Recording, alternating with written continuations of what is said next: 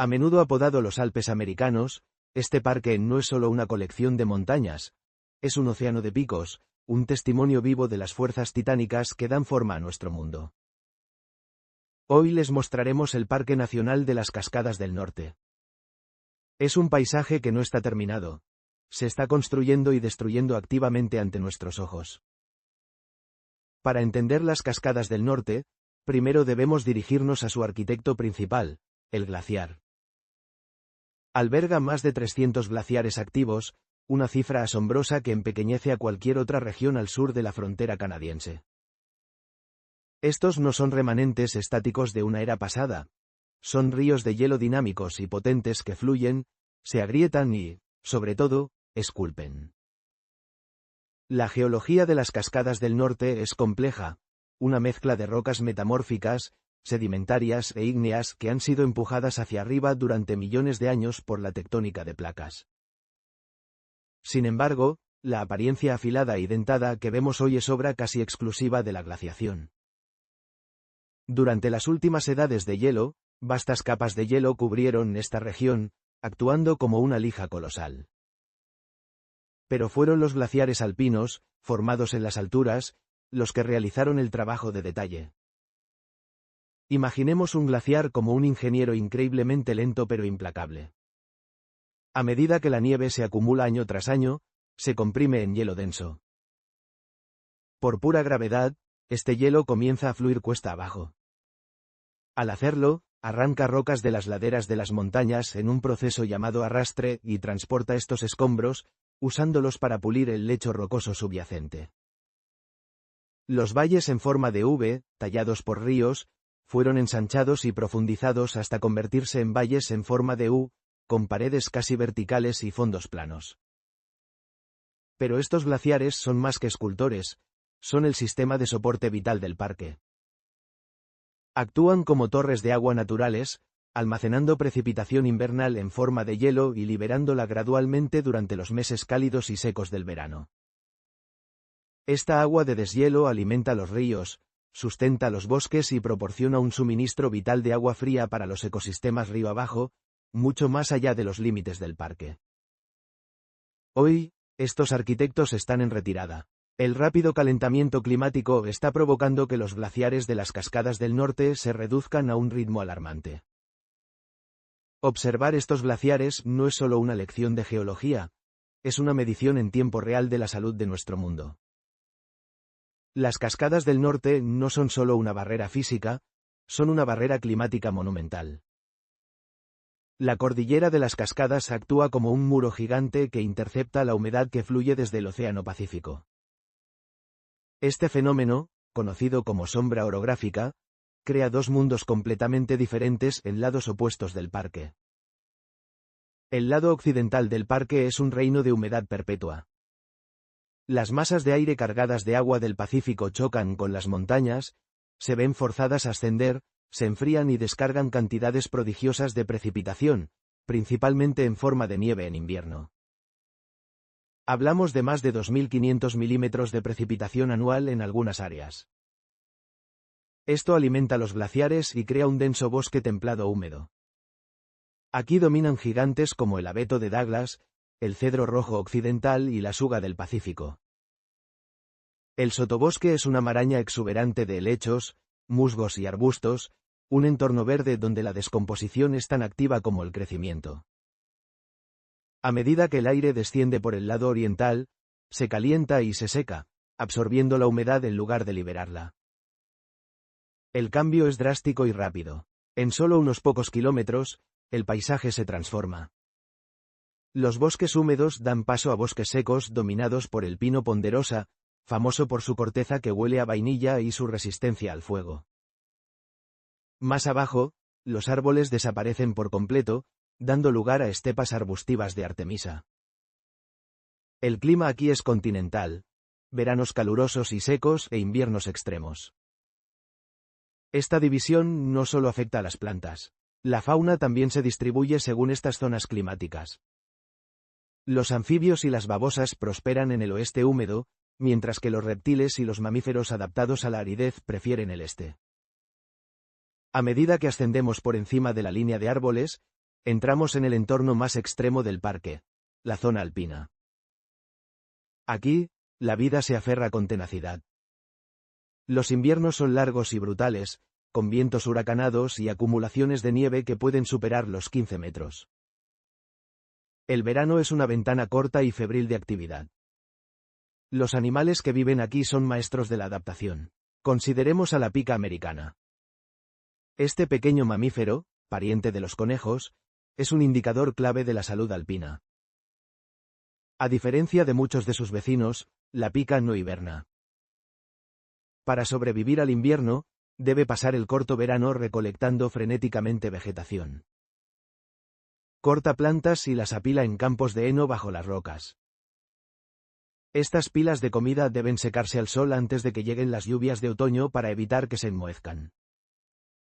La pica depende de una capa de nieve aislante para mantenerse caliente en invierno mientras se alimenta de su despensa. Sin embargo, su fisiología está finamente ajustada al frío, no puede tolerar el calor excesivo.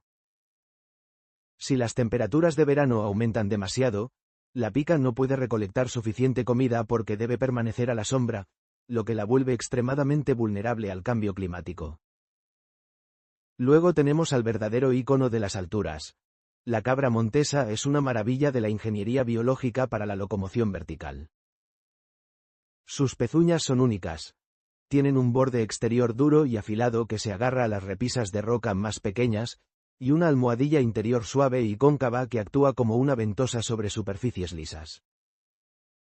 Su pelaje blanco de doble capa proporciona un camuflaje perfecto en la nieve y un aislamiento excepcional contra temperaturas bajo cero.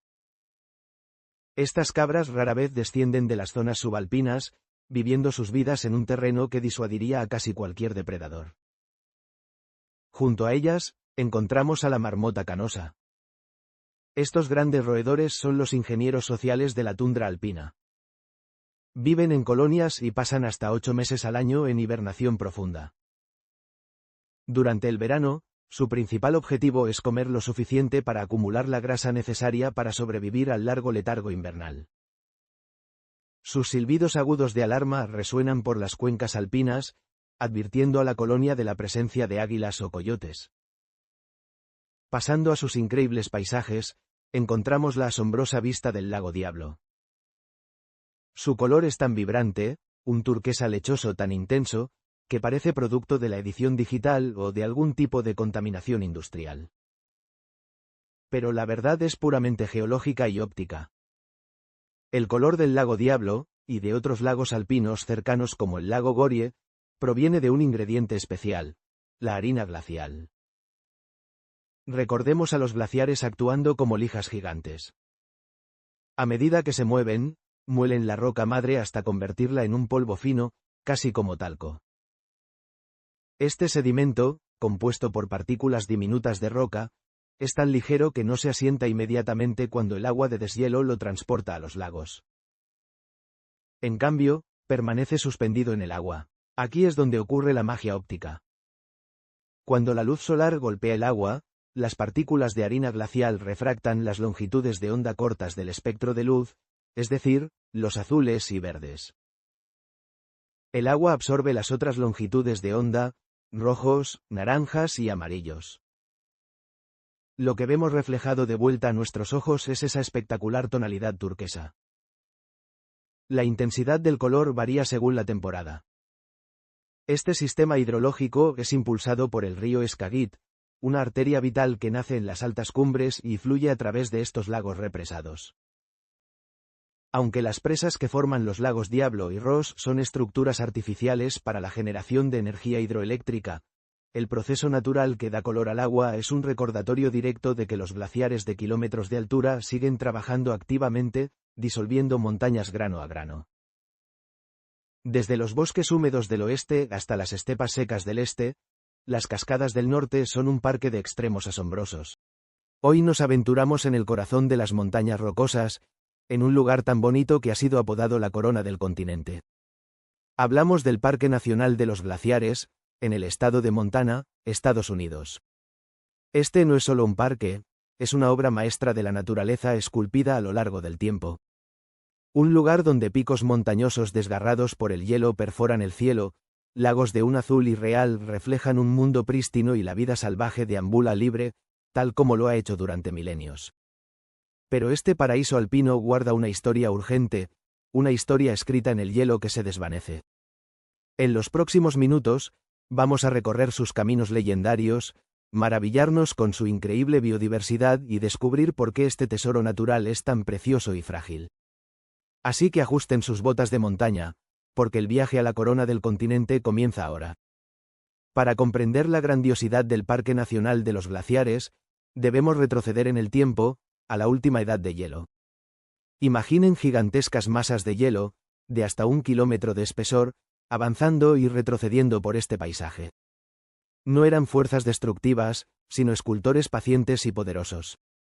Estos glaciares actuaron como enormes excavadoras, tallando valles anchos en forma de U, cincelando crestas afiladas como cuchillos, conocidas como aretes, y esculpiendo picos piramidales llamados horns. El icónico Monte Reynolds o el Pico Clements son ejemplos perfectos de este arte glacial. Cuando los glaciares se retiraron, dejaron atrás un paisaje transformado. Obstruyeron valles con montones de rocas y escombros, creando presas naturales que se llenaron con el agua del deshielo. ¿El resultado? Los más de 700 lagos que salpican el parque, cada uno con un color que desafía la imaginación. El color turquesa o esmeralda tan característico de lagos como el lago McDonald o el lago St. Mary no es magia, es geología en acción. El agua del deshielo de los glaciares actuales arrastra partículas de roca finamente molidas, conocidas como harina de roca o limo glaciar. Estas partículas son tan ligeras que permanecen suspendidas en el agua y, cuando la luz del sol las atraviesa, absorben y dispersan la luz de tal manera que reflejan tonos vibrantes de azul y verde. Es, literalmente, agua teñida por la montaña. No se puede hablar del Parque Nacional de los Glaciares sin mencionar una de las obras de ingeniería más espectaculares de Norteamérica, la carretera Going to the Sun. Este no es un simple camino para ir del punto al B. Es una experiencia en sí misma, un viaje de 80 kilómetros que serpentea a través del corazón del parque. Construida a lo largo de 2 décadas y finalizada en 1932, esta carretera es una maravilla para observar el paisaje. Se aferra a las laderas de las montañas, cruza túneles excavados en roca sólida y ofrece vistas que te obligan a detenerte a cada curva. El punto más alto de la carretera es el Paso Logan, a una altitud de 2026 metros. Desde aquí, las vistas son simplemente sublimes. Un panorama de 360 grados de praderas alpinas repletas de flores silvestres y picos nevados que se extienden hasta donde alcanza la vista. Abrir esta carretera cada año es una tarea monumental. Equipos de limpieza de nieve se enfrentan a muros de hasta 25 metros de altura. Es una batalla anual contra la naturaleza que permite a millones de visitantes acceder a un mundo que, de otro modo, sería inaccesible para la mayoría. Recorrer la Going to the Sun Road es como hacer un corte transversal del parque, ascendiendo desde los valles boscosos hasta la tundra alpina, observando cómo el ecosistema cambia con cada metro de altitud. El Parque Nacional de los Glaciares es mucho más que paisajes imponentes y carreteras infinitas, es un ecosistema vibrante y notablemente intacto. Al estar conectado con áreas salvajes de Canadá, forma parte de un corredor biológico crucial, un área lo suficientemente grande como para albergar a las especies más emblemáticas de las montañas rocosas. Este es uno de los pocos lugares en los Estados Unidos contiguos donde las poblaciones de osos grizzly y osos negros prosperan. Ver a un oso grizzly buscando bayas en una ladera es un recordatorio humilde y poderoso de que estamos en su territorio. El parque también es hogar de pumas, linces, y manadas de alces y ciervos mulos. Pero quizás el habitante más icónico de las alturas es la cabra montesa. Con su pelaje blanco y su increíble habilidad para escalar acantilados casi verticales, estas criaturas son el símbolo de la tenacidad alpina. A menudo se les puede ver en las cornisas rocosas cerca del Paso Logan, desafiando la gravedad con una facilidad asombrosa. Sus pezuñas especializadas, con una almohadilla interna blanda y un borde exterior duro, les proporcionan un agarre excepcional en las rocas más precarias. El parque también es un paraíso para las aves, con más de 260 especies registradas, desde la majestuosa águila calva que pesca en los lagos hasta el pequeño pinzón montano que revolotea en los bosques de coníferas. Es un ecosistema completo y complejo, funcionando de la misma manera que lo ha hecho durante siglos. Llegamos a un punto crucial y agridulce en nuestra exploración. El parque lleva el nombre de los glaciares, pero, irónicamente, estas masas de hielo están desapareciendo a un ritmo alarmante. A finales del siglo XIX, cuando el parque fue explorado por primera vez, se estima que había alrededor de 150 glaciares. Hoy, ese número se ha reducido a menos de 25. Y los que quedan son una sombra de lo que fueron, habiendo perdido, en promedio, más del 40% de su área desde mediados del siglo XX. Glaciares como el glaciar Grinnell, uno de los más famosos y estudiados del parque, se han retirado drásticamente. Las fotografías históricas comparadas con las actuales muestran un cambio impactante. Donde antes había un mar de hielo blanco y azul, ahora hay un lago cada vez más grande con algunos icebergs flotantes, alimentado por un glaciar mucho más pequeño y delgado. La desaparición de estos glaciares no es solo una pérdida estética. Son una parte fundamental del ecosistema del parque. Actúan como reservorios de agua, liberándola lentamente durante los cálidos y secos meses de verano. Esta agua fría alimenta los ríos y arroyos, manteniendo las temperaturas bajas, lo cual es vital para muchas especies de peces e insectos acuáticos, como la trucha de agallas cortadas. A medida que los glaciares se encogen, el caudal de los arroyos en verano disminuye y la temperatura del agua aumenta, lo que pone en riesgo a todo el ecosistema acuático. La situación de los glaciares en el Parque Nacional de los Glaciares es un indicador visible y directo de los cambios que están ocurriendo en el clima de nuestro mundo. Dejando a un lado este panorama, el parque cuenta con más de 1.100 kilómetros de senderos, es un verdadero paraíso para los amantes del senderismo. Hay rutas para todos los niveles, desde paseos sencillos por la orilla de un lago hasta ascensos desafiantes que requieren días de travesía. Uno de los senderos más populares es el que conduce al lago Avalanche. Es una caminata relativamente fácil a través de un exuberante bosque de cedros y cicutas, que termina en un lago espectacular alimentado por múltiples cascadas que caen desde las alturas del glaciar Sperry. Para los más aventureros, el sendero del Highline Trail ofrece una de las experiencias más inolvidables. Este sendero, que comienza en el paso Logan, se talla literalmente en la pared de una montaña, siguiendo la divisoria continental. Durante varios kilómetros, caminas por una cornisa estrecha con vistas vertiginosas del valle y la carretera Going to the Sun muy por debajo. Es una caminata que pone a prueba los nervios pero que recompensa con paisajes que parecen sacados de otro mundo. Cada sendero te sumerge en un aspecto diferente del parque, ya sea un denso bosque, una pradera alpina cubierta de flores o la orilla de un lago glaciar. Es la mejor manera de desconectarse del mundo y conectar directamente con la esencia salvaje del parque. El Parque Nacional de los Glaciares en Montana es mucho más que un simple destino turístico. Es una cápsula del tiempo, un aula al aire libre y una llamada de atención. Nos muestra la belleza monumental que las fuerzas naturales pueden crear, pero también nos enseña sobre la fragilidad de estos ecosistemas. Gracias por acompañarnos en este viaje a través del hielo. Hoy nos dirigimos a unas de las costas más bellas y visitadas del mundo. ¿Qué imagen te viene a la mente cuando piensas en una costa de cualquier lugar del mundo? Probablemente playas interminables, aguas cálidas y un sol tropical implacable. Pero, ¿y si te dijera que existe un lugar que rompe con esa imagen? Un punto geográfico tan anómalo y especial que es considerado un verdadero laboratorio oceánico al aire libre. Imagina un paraíso de dunas de arena más blanca que la nieve y aguas de un color turquesa tan intenso que parece irreal, pero que al contacto con la piel revelan un secreto. Son sorprendentemente frías. Bienvenidos a Arraial do Cabo.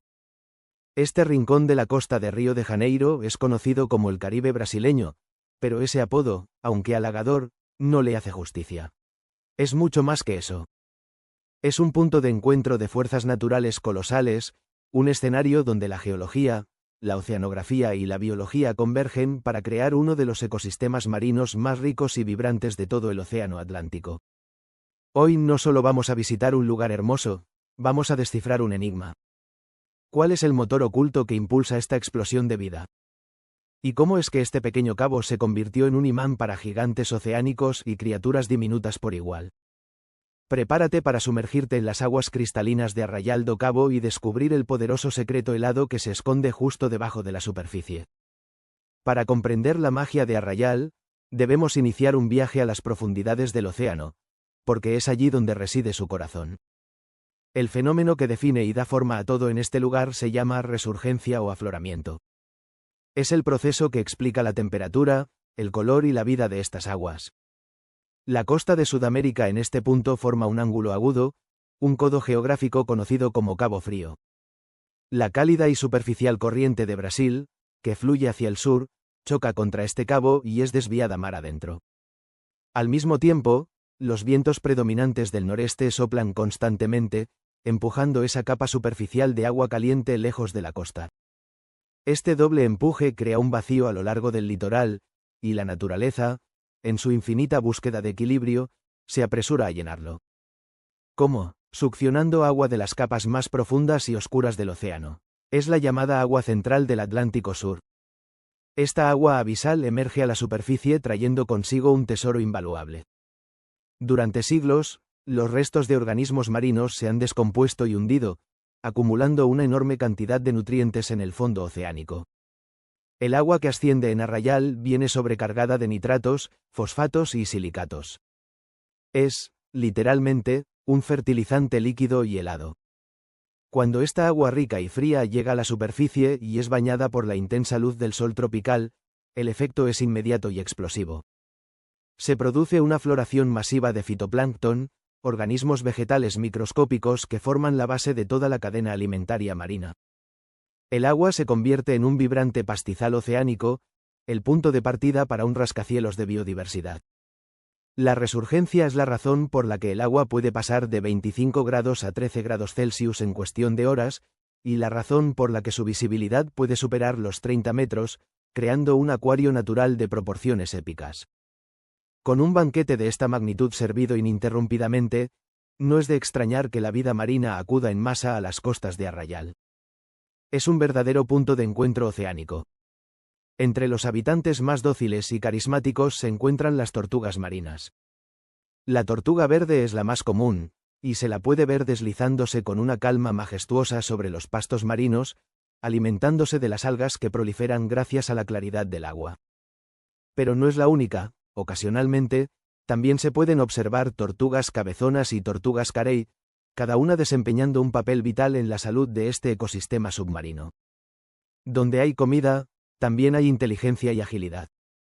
Los delfines nariz de botella son visitantes frecuentes, surfeando las olas y patrullando las aguas abiertas en busca de peces. En las bahías más resguardadas, es posible encontrar al delfín gris, o boto cinza, una especie más pequeña y costera que encuentra en Arrayal un refugio y un coto de caza perfecto. Pero el espectáculo más grandioso lo ofrecen los gigantes gentiles del océano. Entre junio y septiembre, las ballenas jorobadas realizan una de las migraciones más largas del reino animal, viajando desde las gélidas aguas de alimentación de la Antártida hasta las cálidas zonas de cría en el norte de Brasil. Arrayal do Cabo es una parada crucial en este viaje épico. Las aguas frías y ricas en nutrientes les brindan una de las últimas oportunidades para un festín de krill y peces pequeños, recargando las energías necesarias para el largo viaje de regreso al sur. Y la diversidad no termina ahí. En las rocas del fondo, meros y morenas se esconden en las grietas. Cardúmenes de peces cirujano y damiselas de colores vibrantes danzan sobre formaciones rocosas. Y para el observador atento, el fondo marino revela un universo en miniatura: pulpos que cambian de color, caballitos de mar aferrados a la vegetación y una asombrosa variedad de nudibranquios, babosas marinas de colores psicodélicos que parecen sacadas de otro mundo. Incluso, a veces, la corriente fría trae consigo visitantes inesperados: pingüinos de Magallanes, arrastrados desde las costas de la Patagonia, que encuentran en Arrayal un refugio temporal con aguas a una temperatura que pueden tolerar. Las mismas fuerzas que dan forma a la vida bajo el agua también han esculpido un paisaje terrestre de una belleza singular. Las playas y acantilados de Arrayal son un libro de geología abierto. La Gruta Azul, en la Illa do Farol, es quizás su página más espectacular. Se trata de una cueva marina tallada por la acción incesante de las olas sobre una fractura en la roca cristalina, que tiene millones de años. Por la mañana, cuando la luz del sol incide en un ángulo preciso, el interior de la cueva se inunda de una luz azul cobalto de una intensidad deslumbrante.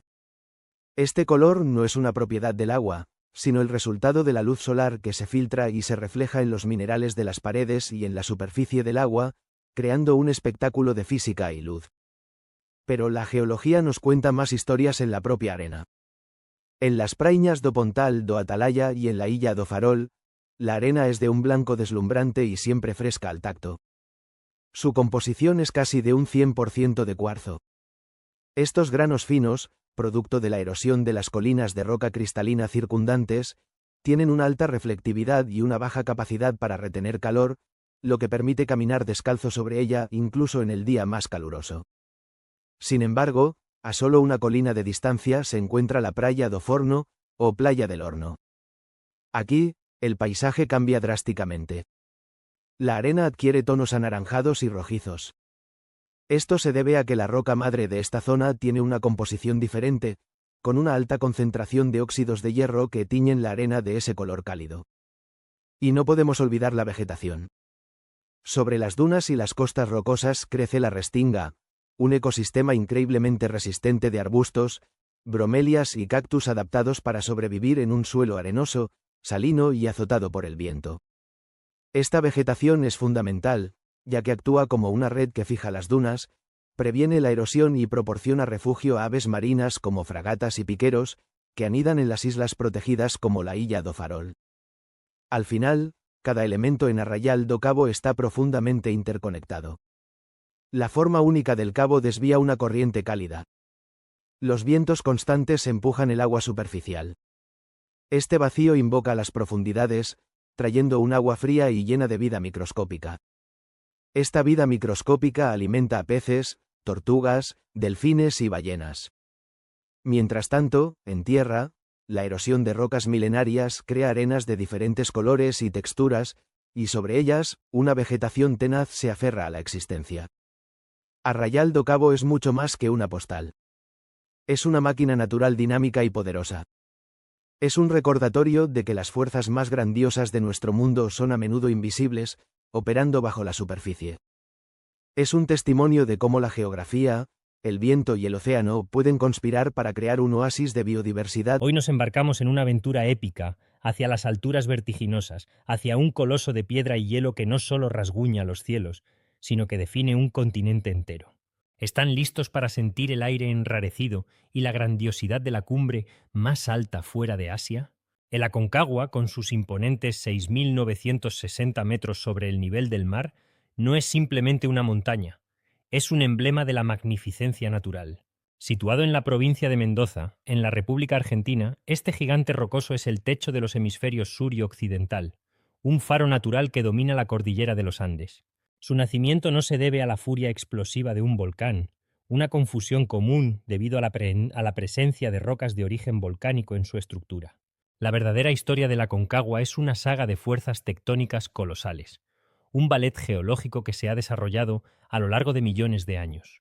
El Aconcagua es uno de los picos más prominentes de esta área andina.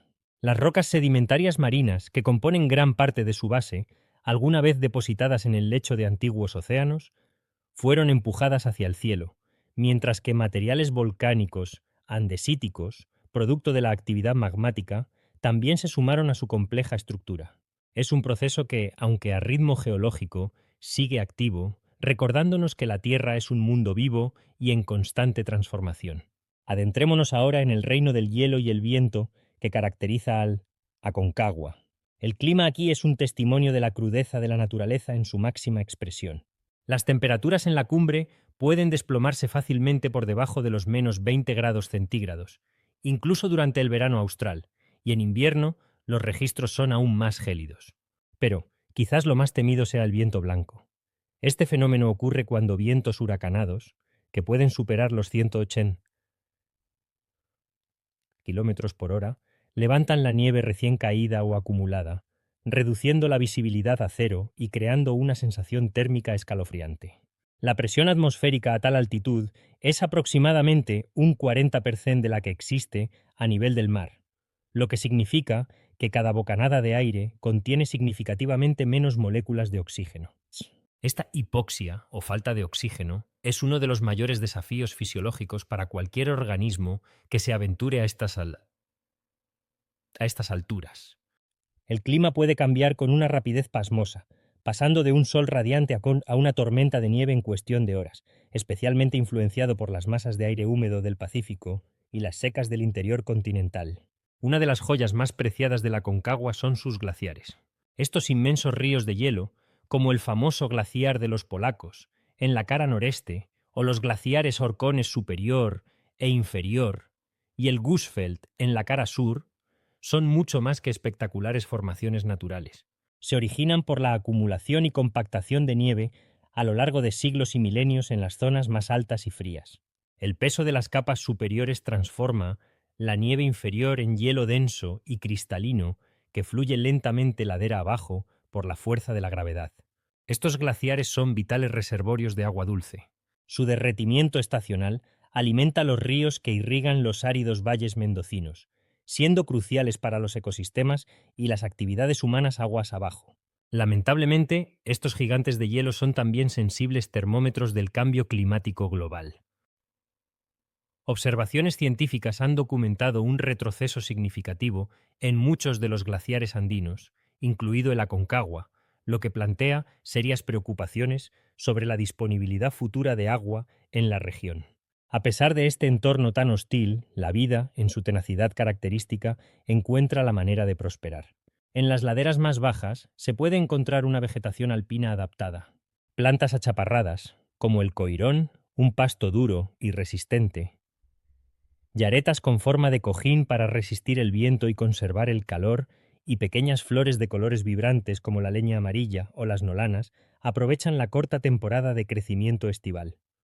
Estas plantas suelen tener raíces profundas para anclarse en el suelo rocoso y buscar humedad, y a menudo presentan hojas pequeñas o cubiertas de vellosidades para reducir la pérdida de agua y protegerse de la intensa radiación ultravioleta, que es mucho más fuerte a estas altitudes. La fauna de la Aconcagua es igualmente maravillosa. El cóndor andino, con su envergadura de hasta 3 metros, es el rey indiscutible de estos cielos. Utiliza las corrientes térmicas ascendentes para planear durante horas sin apenas batir sus alas, oteando el terreno en busca de carroña, cumpliendo un rol ecológico vital. En las laderas y valles más bajos es posible avistar grupos de guanacos, camélidos sudamericanos ágiles y veloces, cuya sangre contiene una mayor concentración de glóbulos rojos para capturar el escaso oxígeno. El sigiloso puma, el mayor depredador de la región, también merodea estas zonas, aunque es raramente visto. Pero la vida también existe en formas más pequeñas y sorprendentes. Roedores como el ratón de las nieves o el chinchillón anaranjado están adaptados al frío extremo, y una variedad de insectos, incluyendo escarabajos, moscas y arañas, han desarrollado mecanismos como compuestos anticongelantes en sus fluidos corporales para sobrevivir a temperaturas bajo cero. El Aconcagua es literalmente un dador de vida y también de agua. Los ríos Mendoza, Orcones, Vacas y Cuevas, entre otros, tienen sus cabeceras en los glaciares y campos de nieve del macizo. Estas corrientes fluviales son las arterias que llevan vida a la provincia de Mendoza, una región en gran parte semiárida. El caudal de estos ríos varía significativamente con las estaciones, alcanzando su máximo durante la primavera y el verano debido al derretimiento nival y glacial. Esta agua es esencial para mantener los ecosistemas ribereños, la flora y fauna local. La calidad del agua de deshielo glacial suele ser muy alta, aunque puede arrastrar sedimentos finos, conocidos como harina de roca, que le dan un color lechoso característico a algunos ríos. Y esta historia natural se escribe y reescribe cada día en sus laderas. Imaginen las fuerzas descomunales en juego. Por un lado, el empuje tectónico que sigue intentando elevarlo, una fuerza constructiva que lo alza milímetro a milímetro.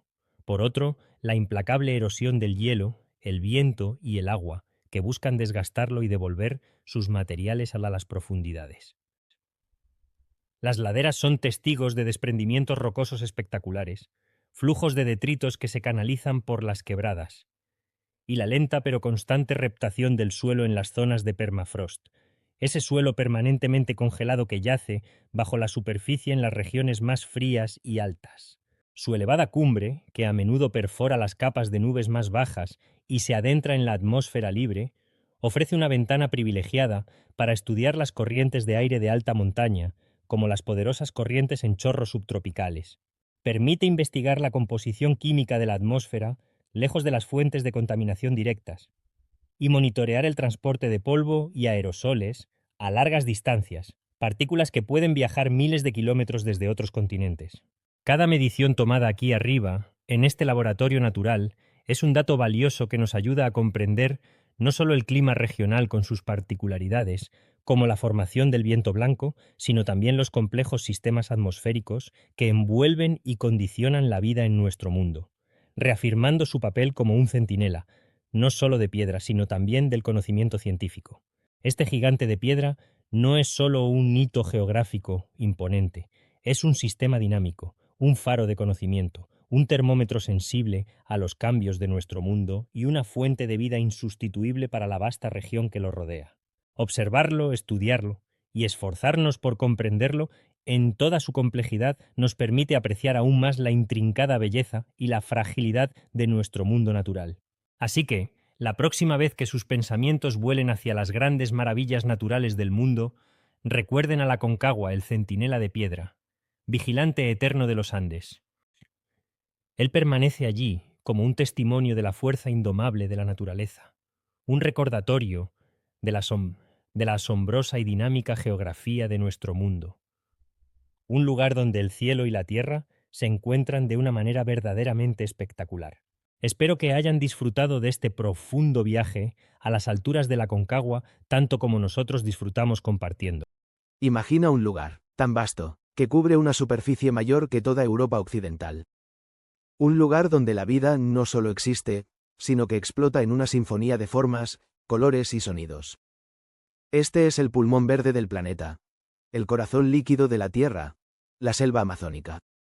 No es solo un bosque enorme, es un sistema ecológico interconectado de una complejidad que apenas empezamos a comprender. Alimentado por la arteria fluvial más caudalosa del mundo, el río Amazonas, que por sí solo vierte al océano Atlántico más agua dulce que los 7 ríos más grandes que le siguen. Combinados. Pero, ¿qué secretos esconde esta inmensidad? ¿Qué procesos biológicos extremos ocurren bajo ese dosel impenetrable? Nuestro viaje comienza, como debe ser, con el titán que da nombre a esta región, el río Amazonas.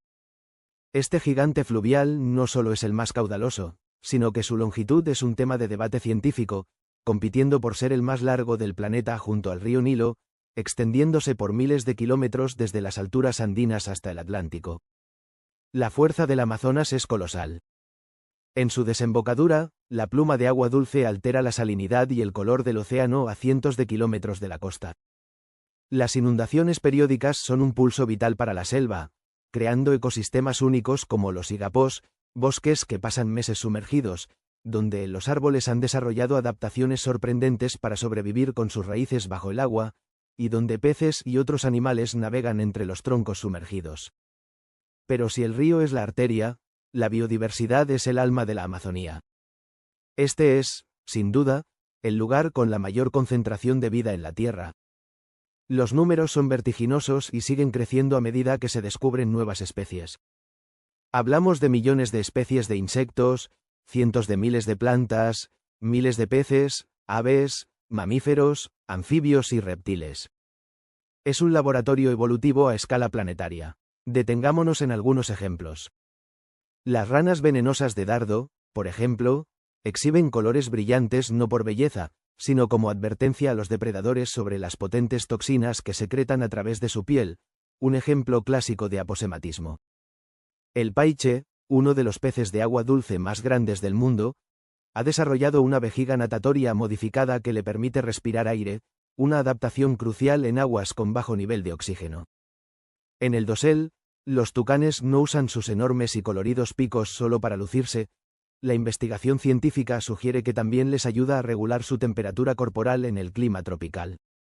Y el jaguar, el felino más grande de América, es un superdepredador cuya presencia es vital para mantener el equilibrio de los ecosistemas, controlando las poblaciones de sus presas y esculpiendo el paisaje. Las plantas no se quedan atrás en asombro. La victoria amazónica, con sus hojas gigantes que pueden soportar el peso de un niño pequeño, posee una estructura nervada en su parte inferior que le proporciona una flotabilidad y rigidez extraordinarias, además de espinas para disuadir a los herbívoros. Árboles como la ceiba emergen por encima del dosel, verdaderos gigantes que actúan como hoteles para innumerables especies de epífitas, insectos y aves. Pero gran parte de la maravilla amazónica opera a una escala mucho menor, a menudo invisible a simple vista. Los insectos, por ejemplo, constituyen la inmensa mayoría de la biomasa animal. Hormigas, escarabajos, mariposas, con roles que van desde la depredación y la polinización hasta la descomposición. Y bajo nuestros pies, en el suelo, una comunidad igualmente vasta de bacterias, hongos y otros microorganismos trabaja incansablemente, reciclando los nutrientes de la materia orgánica caída, un proceso esencial que permite que este ecosistema increíblemente productivo se sostenga a sí mismo. Esta inmensa biodiversidad no es aleatoria, es el resultado de millones de años de coevolución. Plantas e insectos, depredadores y presas, han evolucionado juntos, desarrollando relaciones intrincadas y a menudo sorprendentes. Pensemos en la polinización. Muchas plantas amazónicas dependen de especies específicas de insectos, aves o murciélagos, creando vínculos ecológicos frágiles y esenciales. La presión evolutiva en un entorno tan competitivo ha llevado a adaptaciones extremas. La mimetización, donde una especie imita a otra, como una oruga inofensiva con patrones que imitan a una serpiente venenosa, es común. Las plantas han desarrollado defensas químicas sofisticadas para no ser comidas, mientras que los herbívoros han coevolucionado con mecanismos para tolerar o desintoxicar esos compuestos. Es una carrera armamentista biológica constante.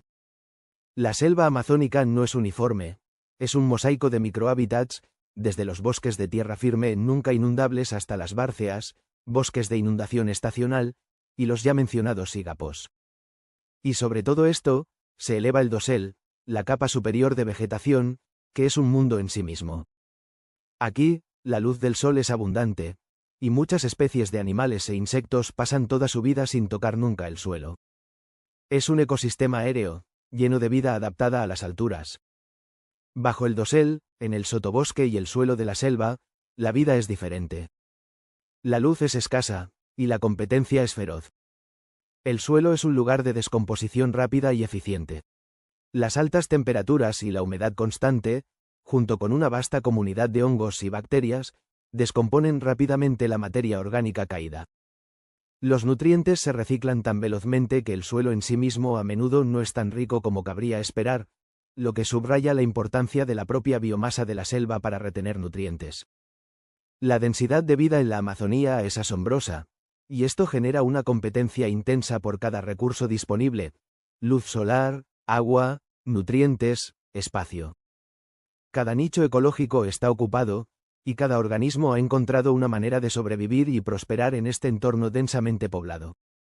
La interdependencia entre las especies es la norma, formando una red compleja donde la eliminación de una pieza puede tener efectos en cascada impredecibles en todo el ecosistema. Más allá de la vida que alberga, la Amazonía es un actor global clave en procesos naturales. Su ciclo del agua es un fenómeno impresionante. A través de la evapotranspiración, los miles de millones de árboles liberan una cantidad colosal de vapor de agua a la atmósfera, creando lo que a menudo se denomina ríos voladores. Estas masas de aire húmedo viajan a través del continente, influyendo en los patrones de lluvia de regiones distantes de América del Sur. Es un sistema de bombeo biológico a escala continental. La selva también juega un papel crucial en el ciclo global del carbono. Como uno de los biomas terrestres más grandes, almacena miles de millones de toneladas de carbono en su vegetación y suelo, actuando como un sumidero vital de dióxido de carbono. Este proceso es fundamental para regular la composición atmosférica y, por extensión, el clima global. Su salud o deterioro tiene implicaciones que van mucho más allá de sus fronteras geográficas. Sin embargo, este coloso natural enfrenta desafíos significativos desde una perspectiva puramente ecológica. La deforestación, vista como un proceso de pérdida de biomasa, altera drásticamente el ciclo del agua local, aumenta la temperatura del suelo y reduce la capacidad de la selva para almacenar carbono. La fragmentación del hábitat aísla poblaciones de especies, dificultando la migración y el intercambio genético, lo que puede llevar a extinciones locales. El cambio climático, un fenómeno global, también impacta la Amazonía al alterar los patrones de temperatura y lluvia, potencialmente empujando partes de la selva hacia puntos de inflexión donde podría convertirse en sabana, con consecuencias catastróficas para su biodiversidad y su función climática. La selva amazónica es mucho más que una vasta extensión de árboles. Es un sistema vivo monumental, un tapiz intrincado de procesos biológicos, geológicos e hidrológicos interconectados que operan a una escala asombrosa. Es un testimonio de la capacidad de la vida para diversificarse y adaptarse en condiciones tropicales. Proteger la Amazonía, desde esta perspectiva puramente basada en la ciencia y la naturaleza, es fundamental no solo por la increíble vida que alberga, sino por su papel irreemplazable en el mantenimiento del equilibrio ecológico y climático de nuestro propio mundo. Es una maravilla natural que merece nuestra admiración, estudio y, sobre todo, nuestra preservación por su valor. Hoy nos dirigimos a la costa este de Canadá, a un rincón del Atlántico conocido como la Bahía de Fundy. La Bahía de Fundy tiene la forma de un embudo de 80 kilómetros de anchura en la entrada y termina en dos prolongamientos estrechos, la Bahía de Chignecto y la Ensenada de Minas.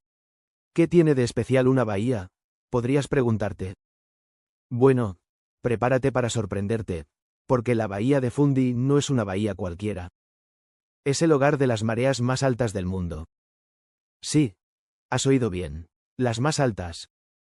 Una cantidad de agua tan colosal que podría llenar el Gran Cañón. Estamos hablando de más de 160.000 millones de toneladas de agua fluyendo hacia adentro y hacia afuera de la bahía con cada ciclo de marea. Para que te hagas una idea, eso es más que el caudal combinado de todos los ríos de agua dulce del mundo.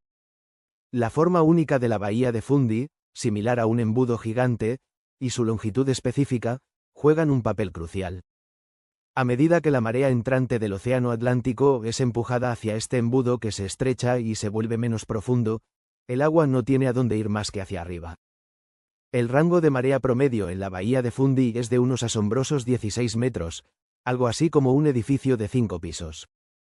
En algunos puntos, durante las mareas vivas de primavera, cuando el Sol y la Luna alinean sus fuerzas gravitacionales, esta diferencia puede ser aún mayor.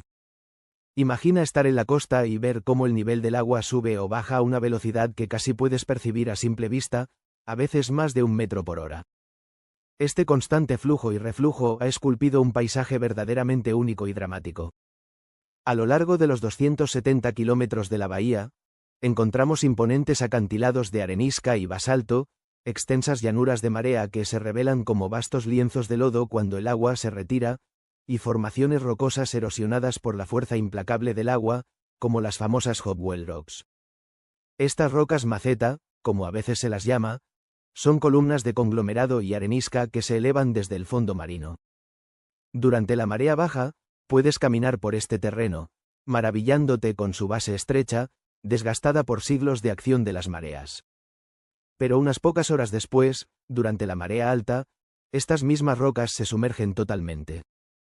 Es un testimonio visual y poderoso de la increíble transformación diaria que experimenta este entorno. Pero el espectáculo no se limita a la geología. Este ecosistema dinámico es increíblemente rico en vida. Las mareas gigantes agitan los nutrientes desde el fondo del océano, creando una sopa nutritiva que sostiene una cadena alimenticia vibrante.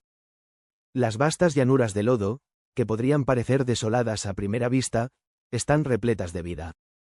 Son el hogar de miles de millones de pequeños crustáceos anfípodos, como el Corophium volutator, una diminuta criatura parecida a un camarón que es una fuente de alimento crucial.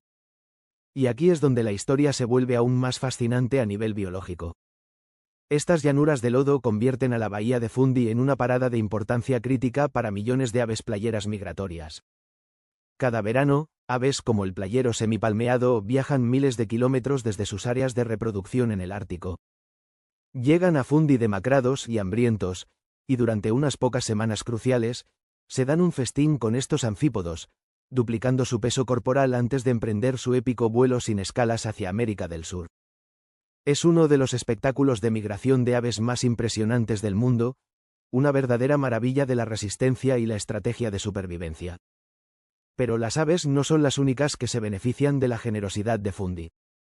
Las aguas ricas en nutrientes también atraen a una impresionante variedad de vida marina, incluidas varias especies de ballenas. Durante los meses de verano y otoño, las ballenas jorobadas, las ballenas de minke, las marsopas comunes y, lo que es más importante, la ballena franca glacial del Atlántico Norte, una de las ballenas más amenazadas del mundo, visitan la bahía para alimentarse y criar a sus ballenatos. La presencia de la ballena franca glacial es particularmente significativa. Estas majestuosas criaturas se encuentran en las aguas de Fundy áreas de alimentación vitales. Observarlas emerger a la superficie, expulsar el aire de sus pulmones en una nube de vapor, o incluso, si tienes suerte, ver una cría juguetona junto a su madre, es una experiencia que te conecta profundamente con la fragilidad y la belleza del mundo natural. Los científicos aprovechan estas congregaciones para estudiar su comportamiento, sus patrones de migración y los desafíos que enfrentan para su supervivencia. Otro fenómeno geológico fascinante asociado con la bahía de Fundy es el macareo. Esto ocurre en algunos de los ríos que desembocan en la bahía, como el río Subenacadie. A medida que la marea entrante y poderosa empuja el agua hacia el cauce del río, que se estrecha, se forma una ola visible que viaja río arriba, en contra de la corriente normal del río. Esta ola, o macareo, puede variar en altura desde unos pocos centímetros hasta un par de metros, dependiendo de la marea y la forma del río. La geología de la región de Fundy también cuenta una historia mucho más antigua. Las rocas expuestas a lo largo de sus costas son un libro abierto sobre la historia de la Tierra. Aquí se encuentran algunos de los fósiles más antiguos de reptiles y anfibios terrestres, que datan del período carbonífero. Imaginen caminar por estas playas durante la marea baja, no solo viendo el poder actual de la naturaleza, sino también pisando rocas que contienen los restos de criaturas que vivieron en un mundo completamente diferente, mucho antes de la era de los dinosaurios. La propia formación de la bahía de Fundy está ligada a la deriva continental y a la apertura del océano Atlántico. Hace millones de años, cuando el supercontinente Pangea comenzó a fragmentarse, se formaron cuencas de rift. La cuenca de Fundy es una de estas estructuras geológicas, una cicatriz en la corteza terrestre que gradualmente se llenó de sedimentos y, finalmente, de agua de mar. Es importante destacar que la bahía de Fundy no es un sistema estático. Sigue evolucionando. La erosión continúa modelando los acantilados, las llanuras de marea cambian con cada ciclo, y los niveles del mar, influenciados por el cambio climático global, también tendrán un impacto en el futuro de esta región. El estudio continuo de la bahía es crucial para comprender estos cambios y para gestionar de manera sostenible sus extraordinarios recursos naturales. Desde la perspectiva de la investigación científica, la bahía de Fundy es un laboratorio natural sin igual. Oceanógrafos, biólogos marinos, geólogos y ornitólogos de todo el mundo vienen aquí para estudiar sus fenómenos únicos. Las mediciones precisas de las mareas, el seguimiento de las poblaciones de ballenas, el análisis de los sedimentos y el estudio de los patrones de migración de las aves contribuyen a una comprensión más profunda no solo de Fundy, sino también de los procesos oceánicos y ecológicos a escala global. Entonces, ¿qué podemos llevarnos de este vistazo a la bahía de Fundy? Primero, un profundo asombro por el poder puro de la naturaleza. La escala de las mareas aquí es un recordatorio de las fuerzas que constantemente dan forma a nuestro planeta. Segundo, una apreciación por la intrincada interconexión de la vida. Desde los microorganismos en el lodo hasta las ballenas gigantes y las aves migratorias, cada elemento juega un papel vital en este ecosistema dinámico. Y tercero, un sentido de la importancia de la conservación. Lugares como la bahía de Fundy son tesoros globales. Su belleza, su biodiversidad y su singularidad geológica merecen nuestra admiración, pero también nuestra protección. Asegurar que las generaciones futuras puedan maravillarse con las mareas más altas del mundo y el vibrante ecosistema que sustentan es una responsabilidad que todos compartimos. La bahía de Fundy es, en esencia, una sinfonía de la naturaleza, donde el ritmo de las mareas dicta la vida y la forma de la Tierra. Es un lugar que nos invita a detenernos, a observar y a maravillarnos ante la grandeza del mundo natural. Un lugar que, una vez que conoces su historia y sus secretos, nunca deja de sorprender. Gracias por acompañarnos en este viaje a uno de los rincones más extraordinarios de nuestro. Hoy nos embarcamos en una aventura hacia un rincón del planeta donde la realidad supera a la fantasía, un lugar donde criaturas prehistóricas aún deambulan libres y ecosistemas vibrantes prosperan bajo un sol ecuatorial. Preparaos para sumergiros en el asombroso Parque Nacional de Komodo, un archipiélago indonesio que es mucho más que el hogar del lagarto más grande del mundo. Imaginad un conjunto de islas volcánicas, esculpidas por el fuego y el tiempo, emergiendo de aguas turquesas repletas de vida. Esto es el Parque Nacional de Komodo, declarado Patrimonio de la Humanidad por la UNESCO, un santuario que abarca las islas de Komodo, Rinca, Padar, y una veintena de islotes más pequeños. Fundado en 1980, su misión principal fue proteger al icónico dragón de Komodo, pero su importancia ecológica va mucho más allá. La isla de Komodo en sí misma es un espectáculo. Con una superficie de unos 390 kilómetros cuadrados, nos presenta un paisaje de contrastes dramáticos. Colinas áridas y escarpadas cubiertas de sabana seca se encuentran con franjas de bosque monzónico y playas de arena que van desde el blanco prístino hasta el rosa volcánico. Este terreno, a primera vista inhóspito, es el escenario perfecto para la supervivencia de especies únicas, adaptadas a condiciones extremas. Pero, seamos honestos, la estrella indiscutible de este parque es el legendario dragón de Komodo, el Varanus komodoensis. Este no es un lagarto cualquiera, es el reptil más grande y pesado del mundo. Los machos adultos pueden alcanzar los 3 metros de longitud y pesar hasta 90 kilogramos, aunque se han reportado ejemplares incluso mayores. Ver a uno de estos gigantes moverse con su andar pausado pero decidido es como retroceder millones de años en el tiempo. Su piel, cubierta de escamas osificadas llamadas osteodermos, actúa como una especie de cota de malla natural, ofreciéndole una protección formidable. Sus garras son largas y afiladas, perfectas para excavar madrigueras o aferrarse a sus presas. Y su cola, musculosa y potente, no solo le sirve de apoyo, sino que puede ser utilizada como un látigo demoledor. ¿Y qué hay de su famosa mordida? Durante mucho tiempo, se pensó que la letalidad de su ataque se debía principalmente a una sopa tóxica de bacterias en su saliva. Si bien es cierto que su boca alberga una impresionante cantidad de microorganismos, la ciencia más reciente ha revelado un secreto aún más fascinante. Los dragones de Komodo poseen glándulas de veneno. Sí, has oído bien. Entre sus mandíbulas inferiores se encuentran estas glándulas que secretan un veneno complejo. Este veneno contiene toxinas que provocan una rápida bajada de la presión arterial, inducen un shock masivo e impiden la coagulación de la sangre. Así, una vez que el dragón muerde a su presa, aunque ésta logre escapar inicialmente, el veneno comienza su trabajo implacable, debilitándola hasta que el dragón puede localizarla con su increíble sentido del olfato y reclamar su comida. Su lengua bífida, amarilla y constantemente en movimiento, es una herramienta sensorial asombrosa. Con ella, saborea el aire, capturando partículas de olor que luego transfiere al órgano de Jacobson en el paladar. Este sistema le permite detectar carroña o presas vivas a kilómetros de distancia, una habilidad crucial en su entorno. Los dragones de Komodo son depredadores formidables en su ecosistema. Su dieta es variada e incluye desde pequeños roedores y aves hasta grandes mamíferos como ciervos de Timor, jabalíes e incluso búfalos de agua. Son cazadores pacientes, a menudo emboscando a sus presas cerca de senderos o pozos de agua. Pueden pasar horas inmóviles, esperando el momento perfecto para lanzar un ataque fulminante. Y cuando se alimentan, son capaces de consumir hasta el 80% de su propio peso corporal en una sola comida, una hazaña metabólica increíble. La reproducción de estos gigantes también es digna de mención. Las hembras suelen poner entre 15 y 30 huevos en nidos excavados en el suelo o en montículos de tierra abandonados por otros animales. Curiosamente, las hembras de dragón de Komodo también pueden reproducirse por partenogénesis, un proceso por el cual un óvulo no fertilizado puede desarrollarse hasta convertirse en un embrión viable, generalmente produciendo descendencia masculina. Este fenómeno, aunque raro, puede ser una estrategia de supervivencia en poblaciones aisladas donde los machos son escasos. Tras unos 7 u 8 meses de incubación, las crías emergen, diminutas y vulnerables.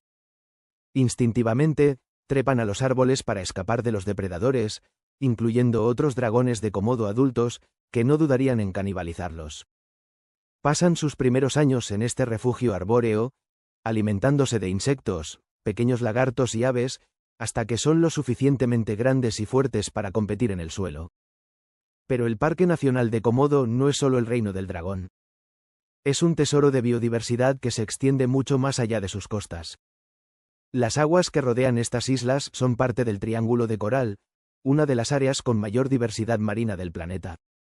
Imagina arrecifes de coral vibrantes, jardines submarinos que albergan más de 1000 especies de peces tropicales, desde el pez payaso más pequeño hasta el imponente mero gigante. Aquí, las corrientes oceánicas del Índico y el Pacífico convergen, creando un caldo de nutrientes que sustenta una cadena alimenticia increíblemente rica. Es un paraíso para los buceadores y amantes del snorkel, que pueden encontrarse cara a cara con majestuosas mantarrayas, algunas con envergaduras de hasta 7 metros, que parecen volar elegantemente a través del agua. También es común avistar diversas especies de tiburones, como los tiburones de arrecife de punta blanca y punta negra, e incluso el esquivo tiburón bambú. Delfines juguetones suelen acompañar a las embarcaciones, y con suerte, se pueden observar dugongos pastando en praderas marinas o alguna de las 5 especies de tortugas marinas que frecuentan estas aguas para anidar o alimentarse. En tierra firme, además del dragón, la fauna es igualmente fascinante. Jabalíes salvajes, macacos de cola larga y la civeta de palma asiática también comparten este hábitat.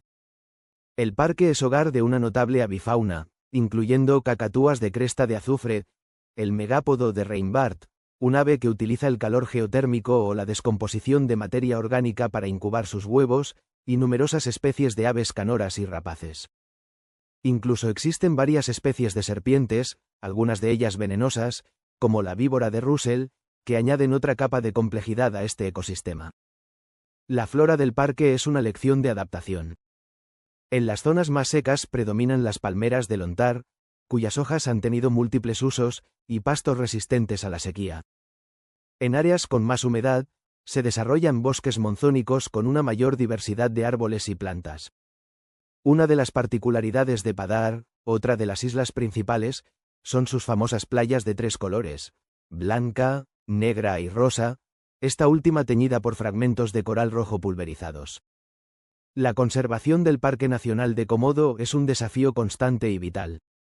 La presión del turismo, aunque fuente de ingresos, debe ser gestionada cuidadosamente para minimizar el impacto en el delicado equilibrio natural.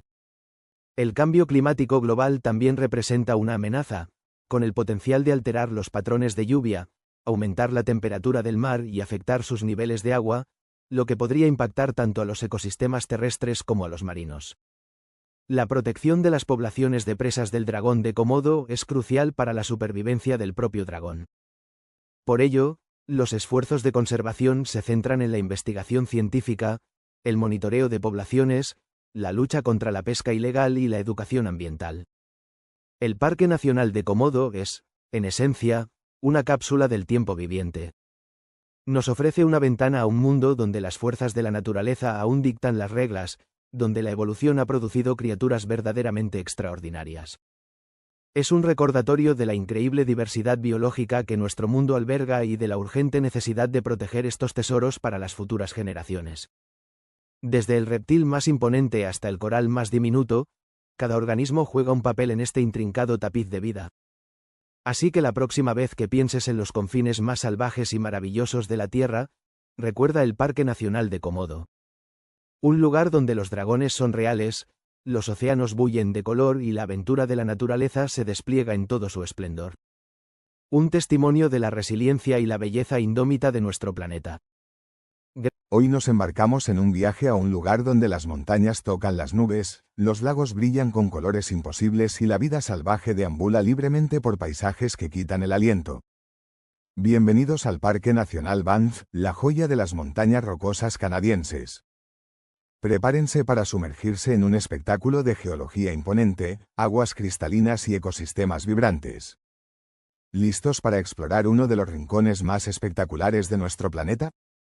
Situado en la provincia de Alberta, el Parque Nacional Banff es un vasto territorio de naturaleza protegida que abarca más de 6.600 kilómetros cuadrados. Es un lugar donde la escala de la naturaleza se manifiesta en todo su esplendor. Aquí, las imponentes montañas rocosas no son solo un telón de fondo, son las protagonistas absolutas. Cumbres dentadas, valles profundos esculpidos por fuerzas antiguas y glaciares resplandecientes definen este paisaje extraordinario.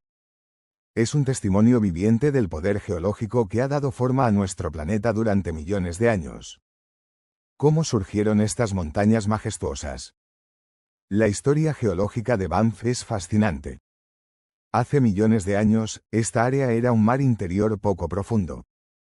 Capa tras capa de sedimentos se depositaron en el fondo marino. Luego, hace unos 75 millones de años, fuerzas tectónicas colosales comenzaron a empujar estas capas sedimentarias hacia arriba y hacia el este, plegándolas y fracturándolas como si fueran una alfombra gigante. Así nacieron las montañas rocosas. Pero la historia no termina ahí. Durante las edades de hielo, enormes glaciares cubrieron esta región. Estos ríos de hielo, moviéndose lentamente, actuaron como gigantescos escultores. Tallaron valles anchos en forma de U, excavaron cuencas profundas que luego se llenarían de agua para formar lagos, y afilaron los picos hasta darles las formas dramáticas que vemos hoy. Picos icónicos como el Monte Rundle o la montaña Castillo son ejemplos espectaculares de estas rocas sedimentarias elevadas y erosionadas. Cada risco y cada valle cuentan una historia de tiempo profundo y fuerzas naturales inmensas. Si hay algo que define la imagen de Banff en la mente de muchos, son sus lagos de un color turquesa casi irreal. El lago Louise, el lago Moraine, el lago Peito, sus aguas parecen brillar con luz propia. ¿Cuál es el secreto detrás de este fenómeno cromático tan espectacular? La respuesta está en los glaciares. A medida que los glaciares avanzan lentamente sobre la roca madre, la muelen hasta convertirla en un polvo finísimo, casi como harina, conocido como limo glacial o harina de roca. Este polvo es tan ligero que queda suspendido en el agua de deshielo que alimenta los lagos. Cuando la luz del sol incide sobre el agua, estas partículas suspendidas refractan las longitudes de onda verdes y azules de la luz de manera más efectiva, mientras absorben otras. El resultado es ese color turquesa o esmeralda vibrante que parece sacado de un sueño. La intensidad del color puede variar según la época del año y la cantidad de sedimento que arrastre el agua. Es pura física de la luz en acción, cortesía de los glaciares. Los glaciares no solo dan color a los lagos, sino que son la fuente de vida de muchos de los ríos del parque. El caudaloso río Bow, que serpentea a través del corazón de Banff, es alimentado constantemente por el deshielo glacial y nival. Estos ríos son las arterias del parque, transportando agua, nutrientes y sedimentos, y dando forma al paisaje a medida que fluyen. Aunque muchos de los glaciares más grandes se encuentran justo en los límites o cerca del parque, como el vasto campo de hielo Columbia, su influencia es fundamental. Observar estos gigantes de hielo, remanentes de eras pasadas, es contemplar el dinamismo de la Tierra. Es un hecho observable que muchos de estos glaciares están retrocediendo en las últimas décadas, un indicador visible de los cambios ambientales que experimenta nuestro planeta. En medio de este paisaje dominado por el hielo y la roca, Banff alberga otro fenómeno natural fascinante, las fuentes termales. Lugares como las fuentes de Cave Van Basin son el resultado de procesos geotérmicos.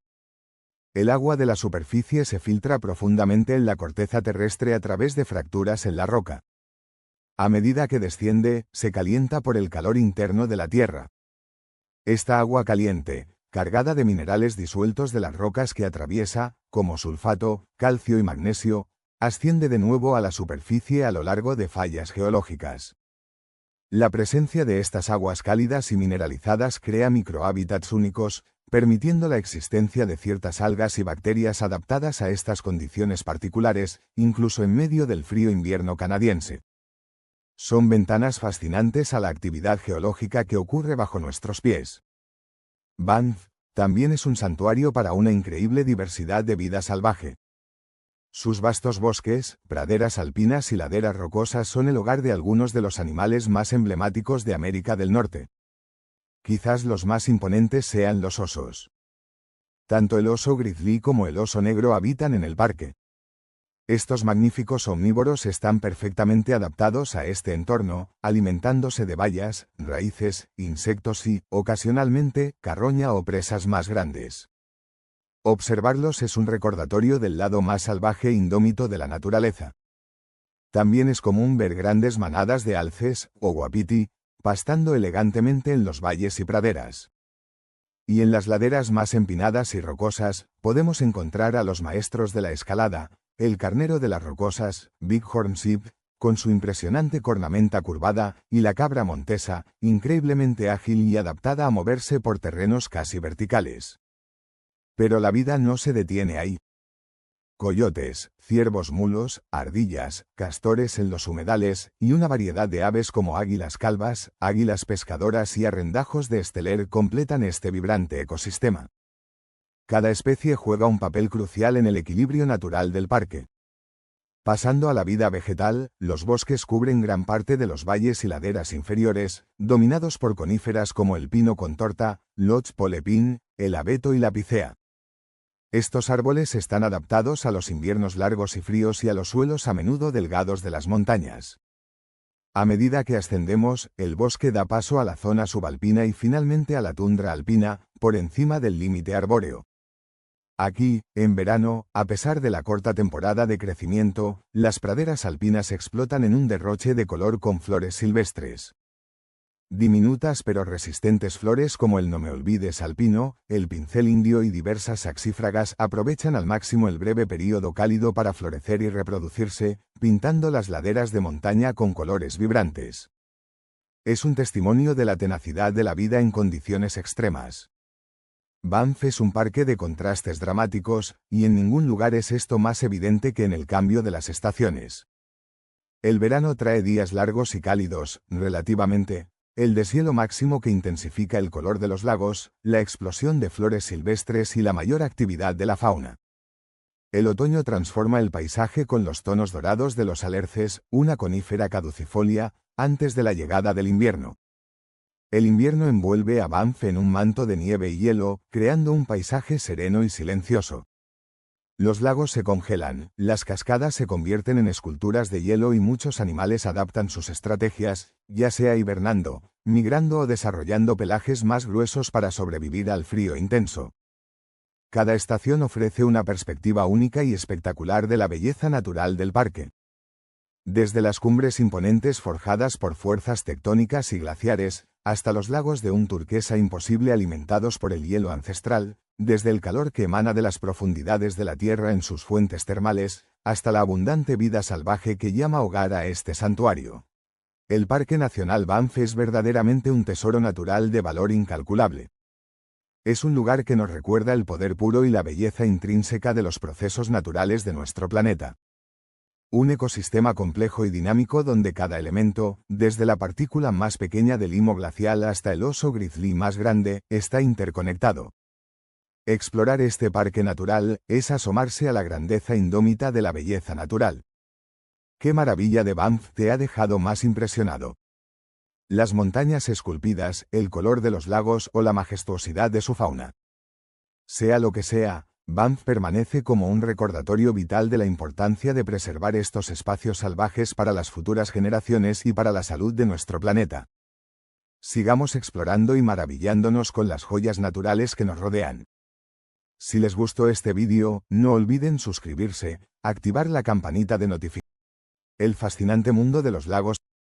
¿Alguna vez te has detenido a contemplar un lago? Esas enormes extensiones de agua quieta, reflejando el cielo como espejos perfectos.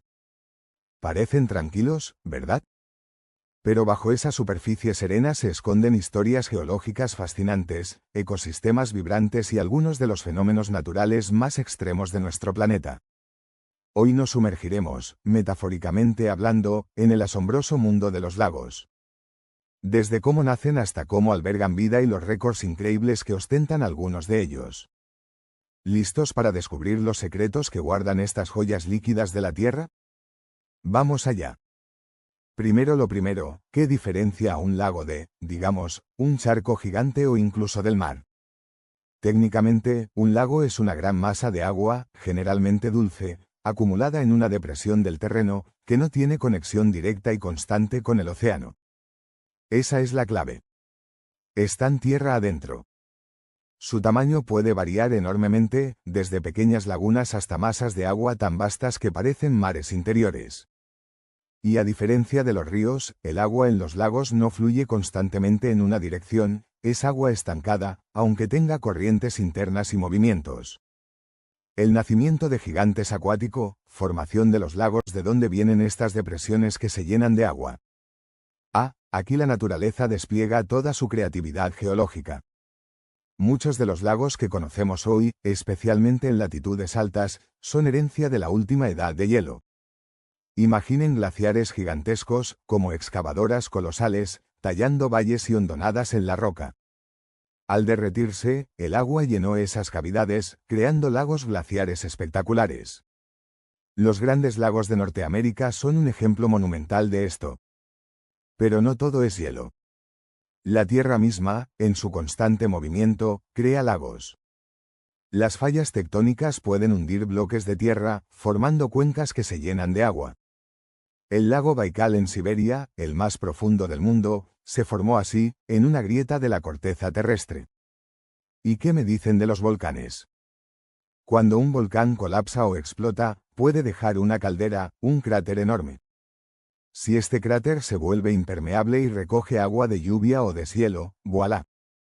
Tenemos un lago de cráter, a menudo increíblemente profundo y con aguas de un azul intenso. El lago del cráter en Oregón, Estados Unidos, es un ejemplo famoso. Incluso los ríos pueden crear lagos. A medida que serpentean, pueden cortar meandros abandonados, formando lagos en forma de herradura llamados lagos de meandro. Pequeños pero fascinantes. Y aunque es menos común, impactos de meteoritos también han creado cuencas lacustres. Ahora, no todos los lagos son iguales. La mayoría son de agua dulce, alimentados por ríos, arroyos, lluvia o deshielo. Pero existen lagos salados, y algunos increíblemente salados. Generalmente, se forman en cuencas cerradas, sin salida al mar. El agua fluye hacia el lago, trayendo consigo sales disueltas de las rocas. Pero como el agua solo puede salir por evaporación, las sales se quedan y se concentran con el tiempo. El Gran Lago Salado en Utah o el Mar Muerto son ejemplos extremos de esto, tan salados que puedes flotar sin esfuerzo. También podemos clasificarlos por su riqueza. Los lagos oligotróficos son pobres en nutrientes. Suelen ser profundos, fríos, con aguas muy claras y poca vegetación acuática. Piensa en un lago alpino cristalino. Por otro lado, los lagos eutróficos son ricos en nutrientes. Suelen ser más someros, cálidos, con aguas más turbias debido a la abundancia de algas y plancton y mucha vida vegetal. Aunque ojo, un exceso de nutrientes puede llevar a problemas como la falta de oxígeno. Es un equilibrio delicado. Y hay lagos aún más extraños. Lagos meromícticos. En ellos, las capas de agua no se mezclan. La capa profunda puede ser salina y sin oxígeno, creando condiciones muy particulares. Un mundo aparte en el fondo. Prepárense para alucinar con algunos récords del mundo lacustre. ¿El lago más grande por superficie? Ese título se lo lleva el mar Caspio. Sí, a pesar de su nombre, geológicamente es un lago enorme y salobre, más grande que algunos países. ¿El lago de agua dulce más grande por volumen? ¿Y el más profundo? ¿Y el más antiguo? Triplete para el increíble lago Baikal en Siberia. Contiene aproximadamente el 20% de toda el agua dulce líquida no congelada del planeta. Es tan profundo, más de 1.600 metros, que si todos los ríos del mundo vertieran agua en él, tardarían un año en llenarlo. Y su edad estimada es de 25 millones de años, un verdadero anciano geológico. ¿El lago navegable más alto del mundo? El lago Titicaca, en los Andes, entre Perú y Bolivia. Situado a más de 3.800 metros sobre el nivel del mar, es una maravilla a gran altitud. ¿Y el punto más bajo en tierra firme que además es un lago? El Mar Muerto. Sus orillas están a más de 400 metros bajo el nivel del mar, Pero hay más rarezas. ¿Han oído hablar de los lagos rosas? Como el lago Hillier en Australia. Su increíble color chicle se debe a microorganismos amantes de la sal que producen pigmentos carotenoides. No es pintura, es biología. ¿O qué tal un lago que literalmente hierve? El Boiling Lake en Dominica es una fumarola volcánica inundada, con temperaturas cercanas al punto de ebullición en el centro. Definitivamente no es para nadar. Y bajo kilómetros de hielo en la Antártida, existe el lago Vostok, uno de los mayores lagos subglaciales. Un ecosistema aislado del mundo exterior durante millones de años. ¿Qué secretos guardará? Un lago no es solo agua en un hoyo. Es un ecosistema complejo y lleno de vida.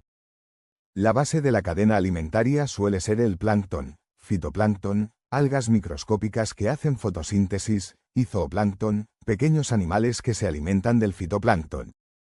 La diversidad de peces puede ser enorme, adaptados a diferentes profundidades, temperaturas y dietas. Desde pequeños pececillos hasta grandes depredadores. Los lagos también son vitales para anfibios como ranas y salamandras, reptiles como tortugas y serpientes acuáticas, y una gran variedad de aves que los usan para alimentarse, anidar o como parada en sus migraciones. Piensen en patos, garzas, águilas pescadoras. Incluso mamíferos como nutrias, castores o hipopótamos dependen de los ecosistemas lacustres. Lagos antiguos como Baikal o los grandes lagos africanos, Tanganyika, Malawi, son famosos por su increíble endemismo, es decir, especies que no se encuentran en ningún otro lugar del mundo. Son verdaderos laboratorios naturales de la evolución. La naturaleza dinámica de los lagos en climas templados, muchos lagos experimentan una estratificación, en verano, agua cálida arriba, fría abajo, y una mezcla, en otoño y primavera, cuando las temperaturas se igualan y el viento mueve el agua, redistribuyendo oxígeno y nutrientes. Un ciclo vital para el ecosistema. A largo plazo, los lagos están destinados a desaparecer. Principalmente por sedimentación. Los ríos y arroyos que los alimentan arrastran sedimentos, arena, limo, arcilla, que se acumulan lentamente en el fondo. Con el tiempo, el lago se vuelve menos profundo, se convierte en un pantano y, finalmente, puede secarse y convertirse en tierra firme. Es un proceso natural que puede llevar miles o millones de años. El cambio climático también afecta a los lagos, alterando los patrones de lluvia, aumentando la evaporación y, en algunos casos, provocando que se reduzcan drásticamente o incluso desaparezcan en escalas de tiempo mucho más cortas. Hemos viajado por el fascinante universo de los lagos. Desde su nacimiento violento por fuerzas geológicas hasta su tranquila desaparición a lo largo de eones. Hemos visto sus aguas cristalinas y sus profundidades salinas, sus habitantes microscópicos y sus gigantes acuáticos. Son mucho más que simples masas de agua, son archivos de la historia de la Tierra, cunas de biodiversidad única y paisajes de una belleza sobrecogedora. La próxima vez que te encuentres frente a un lago, tómate un momento. Observa el reflejo del cielo, siente la brisa sobre el agua y recuerda la increíble... ¿Alguna vez has imaginado perder una parte de tu cuerpo y simplemente verla crecer de nuevo, perfecta, funcional, como si nada hubiera pasado? Para nosotros, los seres humanos, esto pertenece al reino de la fantasía, de la ciencia ficción. Pero detente un instante, porque en el asombroso teatro de la naturaleza, esta habilidad extraordinaria es una realidad tangible para algunos de sus actores más fascinantes. Hoy nos sumergimos de lleno en el increíble mundo de la regeneración biológica, con dos animales que te sorprenderán. Y quiero ser claro, no hablamos de la simple curación de una herida, ese proceso familiar de cicatrización en los humanos. Vamos mucho más allá. Hablamos de la capacidad asombrosa de reconstruir por completo partes complejas y funcionales del cuerpo que se han perdido. Y para ilustrar esta maravilla, vamos a conocer a dos verdaderos maestros de este arte. Por un lado, el ajolote mexicano, una criatura casi mítica, con un poder de recuperación que desafía nuestra comprensión. Por otro lado, la resistente estrella de mar, capaz de desafiar a la propia fragmentación y volver a la vida completa con tan solo una de sus partes. Prepárense para descubrir los secretos detrás de su asombrosa capacidad de reparación. Pero, primero, ¿Qué es exactamente la regeneración en este contexto?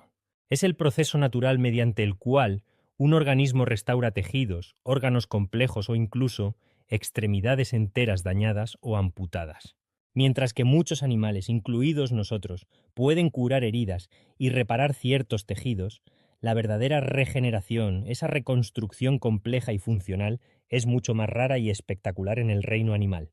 Existe todo un espectro de habilidades regenerativas, y nuestros protagonistas de hoy se encuentran, sin duda alguna, en la cima de esta habilidad.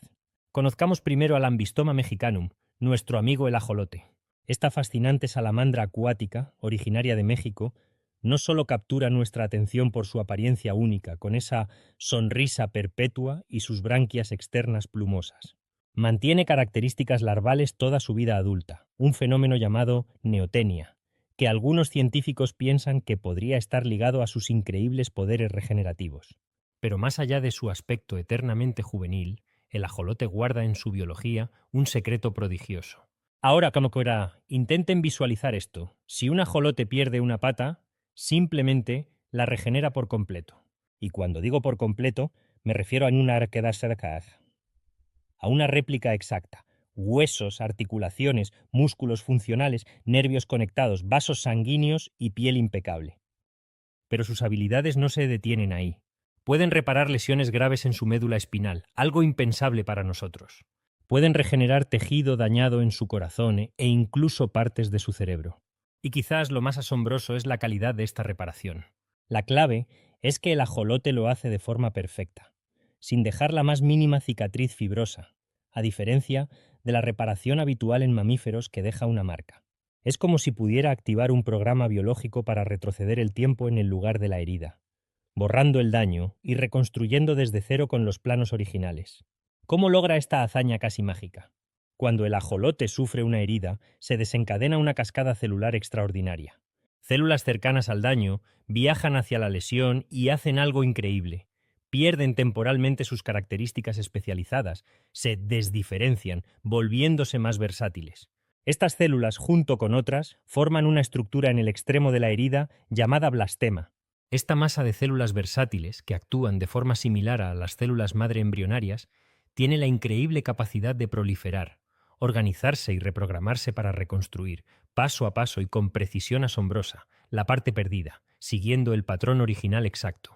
A diferencia nuestra, donde la herida se cierra rápidamente, con tejido cicatricial, el ajolote parece priorizar esta reconstrucción perfecta. Dejamos al ajolote y nos sumergimos ahora en el océano para encontrar a nuestro siguiente prodigio, la estrella de mar, perteneciente al grupo de los equinodermos. Estos animales, con su característica simetría radial, usualmente de 5 brazos, aunque algunas especies tienen muchos más, son famosos por su resistencia y, por supuesto, por su increíble capacidad de regeneración. Para la mayoría de las estrellas de mar, perder un brazo por un depredador o un accidente no es una catástrofe. Es un contratiempo, pero con tiempo y energía simplemente regenerará el brazo perdido. Pero aquí la historia se pone aún más sorprendente. Algunas especies pueden lograr una hazaña biológica que desafía la lógica. Un solo brazo amputado puede, en ciertas especies, regenerar el resto del cuerpo por completo. Eso sí, siempre y cuando ese brazo conserve adherida una porción suficiente del disco central del animal. Imaginen eso, un fragmento que lleva la información necesaria para volver a ser un organismo entero. De hecho, en algunas especies, este proceso es incluso una forma activa de reproducción asexual, conocida como fisión. ¿Cómo lo hacen? El proceso, aunque diferente en detalles moleculares al del ajolote, también depende de una asombrosa plasticidad celular. Células capaces de transformarse y migrar se reorganizan para reconstruir la estructura faltante. El disco central es absolutamente vital en este proceso, no solo porque contiene órganos esenciales, sino porque parece actuar como el centro de coordinación, enviando las señales necesarias para orquestar esta compleja reconstrucción. Es un testimonio maravilloso de la resiliencia de la vida en el océano. Todo esto, la perfección regenerativa del ajolote, la capacidad de renacer de un fragmento de la estrella de mar, nos lleva inevitablemente a preguntarnos: si ellos pueden hacerlo, ¿por qué nosotros no? ¿Por qué? ¿Qué perdimos o qué no desarrollamos en nuestro camino evolutivo? Como mencionamos, la capacidad regenerativa en humanos y la mayoría de los mamíferos es muy limitada en comparación. Reparamos piel, huesos, y el hígado tiene cierta capacidad, pero nada comparable a la reconstrucción de una extremidad o la reparación funcional de la médula espinal. Hay varias razones biológicas para esto. Nuestros cuerpos priorizan cerrar las heridas rápidamente para evitar infecciones, formando tejido cicatricial. Esta cicatriz, aunque protectora, actúa como una barrera física y química para la regeneración compleja y ordenada que vemos en el ajolote. Nuestro sistema inmunitario, mucho más complejo, también juega un papel diferente. En lugar de facilitar siempre la regeneración, a veces puede promover la inflamación y la fibrosis que la impiden. Además, a nivel genético, parece que las vías moleculares que controlan la regeneración a gran escala se han silenciado o modificado significativamente durante la evolución de los mamíferos, quizás como un compromiso a cambio de otras ventajas evolutivas, como un control más estricto del crecimiento celular para prevenir el cáncer. Precisamente por estas diferencias tan marcadas y por sus habilidades únicas, el ajolote y la estrella de mar son increíblemente valiosos para la ciencia moderna, especialmente para la biología del desarrollo y la medicina regenerativa. Estudiándolos minuciosamente, los biólogos buscan desentrañar los mecanismos fundamentales, cómo se comunican las células, cómo se diferencian y rediferencian, qué genes se activan y qué señales moleculares orquestan todo el proceso. El objetivo no es, al menos a corto plazo, encontrar una pócima para regenerar nuestras propias extremidades, sino comprender profundamente los secretos biológicos que la evolución ha escrito en estas criaturas. Son ventanas a procesos biológicos fundamentales, mecanismos que quizás perdimos o nunca desarrollamos igual. Aprender de ellos podría, a largo plazo, inspirar nuevas estrategias para mejorar la curación, tratar enfermedades degenerativas o reparar lesiones hoy consideradas permanentes. Desde la reconstrucción impecable del ajolote hasta la increíble capacidad de la estrella de mar para renacer de una parte de sí misma, el poder de la regeneración en el reino animal es sencillamente asombroso. Nos recuerda constantemente que la naturaleza está llena de soluciones ingeniosas, elegantes y mecanismos que superan nuestra imaginación. Estas criaturas son un testimonio viviente de la increíble resistencia, plasticidad y adaptabilidad de la vida en nuestro planeta. ¿Qué habilidad regenerativa te parece? Hoy nos adentraremos en el sigiloso y a menudo incomprendido mundo de las serpientes. Criaturas que despiertan tanto miedo como fascinación, pero que son, sin duda, obras maestras de la adaptación evolutiva. Olviden por un momento las leyendas y los mitos, porque vamos a descubrir 10 hechos asombrosos y científicamente comprobados que les harán ver a estos reptiles con otros ojos. ¿Listos para desentrañar algunos secretos serpentinos? ¡Comencemos! Curiosidad 1. Saboreando el aire. Nuestra primera parada nos lleva a uno de los comportamientos más icónicos, ese constante sacar y meter de la lengua bífida. ¿Alguna vez se han preguntado por qué lo hacen? Las serpientes están, literalmente, saboreando el aire. Su lengua recoge partículas químicas del entorno y las lleva a un órgano especial en el techo de su boca llamado órgano de Jacobson o vómero nasal. Este órgano analiza esas partículas y le da a la serpiente información crucial sobre lo que la rodea. ¿Hay presas cerca? ¿Un depredador? ¿Quizás una posible pareja? Es como tener un sentido del olfato y del gusto súper potente combinado, directamente conectado al aire. Fascinante, ¿verdad? Curiosidad 2. Ojos siempre abiertos, miren fijamente a una serpiente. Si es seguro, claro. Notarán algo peculiar. Nunca parpadean. ¿Son las campeonas mundiales de las miradas fijas? No exactamente. Las serpientes no tienen párpados móviles como nosotros. En su lugar tienen una escama transparente, llamada escama ocular o brille, que cubre y protege permanentemente el ojo. Es como llevar unas gafas protectoras incorporadas de por vida. Esta escama se renueva cada vez que la serpiente muda la piel, por eso, justo antes de mudar, sus ojos pueden verse opacos o azulados. Así que no es que no duermen, simplemente lo hacen con los ojos, técnicamente abiertos. Curiosidad 3. Escuchando con la mandíbula. Hablando de sentidos, ¿cómo oyen las serpientes si no tienen orejas externas? Aquí entra otra adaptación increíble. Aunque carecen de tímpanos y oídos externos como los nuestros, no son sordas. Son extremadamente sensibles a las vibraciones. ¿Cómo las captan? Principalmente a través de los huesos de su mandíbula. Cuando un animal camina cerca, las vibraciones viajan por el suelo, son recogidas por la mandíbula de la serpiente que a menudo descansa en el terreno, y de ahí se transmiten a los huesos del oído interno. Es como sentir el sonido en lugar de oírlo en el aire. Una forma perfecta de detectar presas o peligros que se aproximan sigilosamente por el suelo. Curiosidad 4. Visión térmica incorporada. Imaginen poder ver el calor. Algunas serpientes, como las víboras de foseta, incluyendo cascabeles y mocasines, los pitones y algunas boas, pueden hacerlo. Poseen unos órganos sensoriales especiales llamados fosetas loreales, ubicados generalmente entre los ojos y las fosas nasales. Estas fosetas son increíblemente sensibles a la radiación infrarroja, es decir, al calor emitido por otros animales. Esto les permite ver la firma térmica de una presa de sangre caliente, incluso en completa oscuridad. Es como tener gafas de visión nocturna biológicas, una herramienta de caza formidable que les da una ventaja crucial en la noche o en escondites oscuros. Curiosidad 5. Mandíbulas descomunales. Hemos visto serpientes engullendo presas que parecen imposibles de tragar, a veces más grandes que su propia cabeza. ¿Cómo lo logran? A menudo se dice que dislocan sus mandíbulas, pero eso no es del todo exacto. Lo que realmente sucede es aún más impresionante. La mandíbula inferior de una serpiente no está fusionada en el centro como la nuestra. Las dos mitades están conectadas por un ligamento muy elástico. Además, los huesos que conectan la mandíbula inferior con el cráneo son también móviles y flexibles. Esto permite que cada lado de la mandíbula se mueva de forma independiente hacia adelante, atrás, arriba, abajo y hacia los lados, caminando sobre la presa para tragarla entera.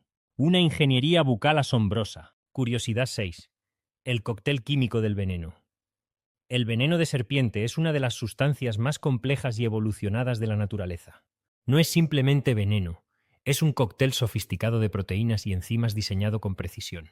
Su propósito principal no es la defensa, aunque funciona bien para eso, sino inmovilizar rápidamente a la presa y, a menudo, iniciar el proceso de digestión desde dentro. Existen diferentes tipos de veneno. Algunos atacan el sistema nervioso, neurotoxinas. Otros la sangre y los tejidos, hemotoxinas, citotoxinas. Cada especie venenosa tiene su propia receta única, adaptada a sus presas habituales. Es un campo de estudio fascinante para la bioquímica y la medicina. Curiosidad 7. Más formas de moverse que solo ondular. Cuando pensamos en cómo se mueve una serpiente, imaginamos la clásica ondulación lateral o movimiento serpentino. Y es muy efectivo, pero no es la única forma. Dependiendo de la especie y la superficie, las serpientes emplean diferentes técnicas. Existe el movimiento de concertina, donde la serpiente se ancla con la parte trasera, estira la delantera y luego acerca la trasera, como un acordeón, ideal para túneles estrechos. El movimiento rectilíneo, usado por serpientes más pesadas como boas y pitones, implica usar las escamas ventrales para agarrarse al suelo y moverse en línea recta, casi como una oruga. Y no olvidemos el espectacular desplazamiento lateral de las víboras del desierto, que minimiza el contacto con la arena caliente y permite moverse eficientemente en superficies sueltas. Curiosidad 8. El arte de cambiar de piel. Las serpientes crecen durante toda su vida, pero su piel no lo hace. ¿La solución? Mudarla. Este proceso se llama ecdisis. Cuando la serpiente está lista para mudar, una nueva capa de piel crece debajo de la vieja. Luego, secreta un líquido entre ambas capas que ayuda a separarlas. Este líquido es lo que hace que los ojos se vean opacos. La serpiente buscará una superficie rugosa, como una roca o una rama, para frotar su hocico y rasgar la piel vieja. A partir de ahí, se desliza lentamente fuera de ella, a menudo dejándola atrás como una réplica perfecta, a veces incluso de una sola pieza. Este proceso no solo permite el crecimiento, sino que también ayuda a eliminar parásitos externos. Curiosidad 9. Anatomía interna optimizada. ¿Cómo encajan todos los órganos necesarios dentro de un cuerpo tan largo y delgado? Con adaptaciones muy inteligentes.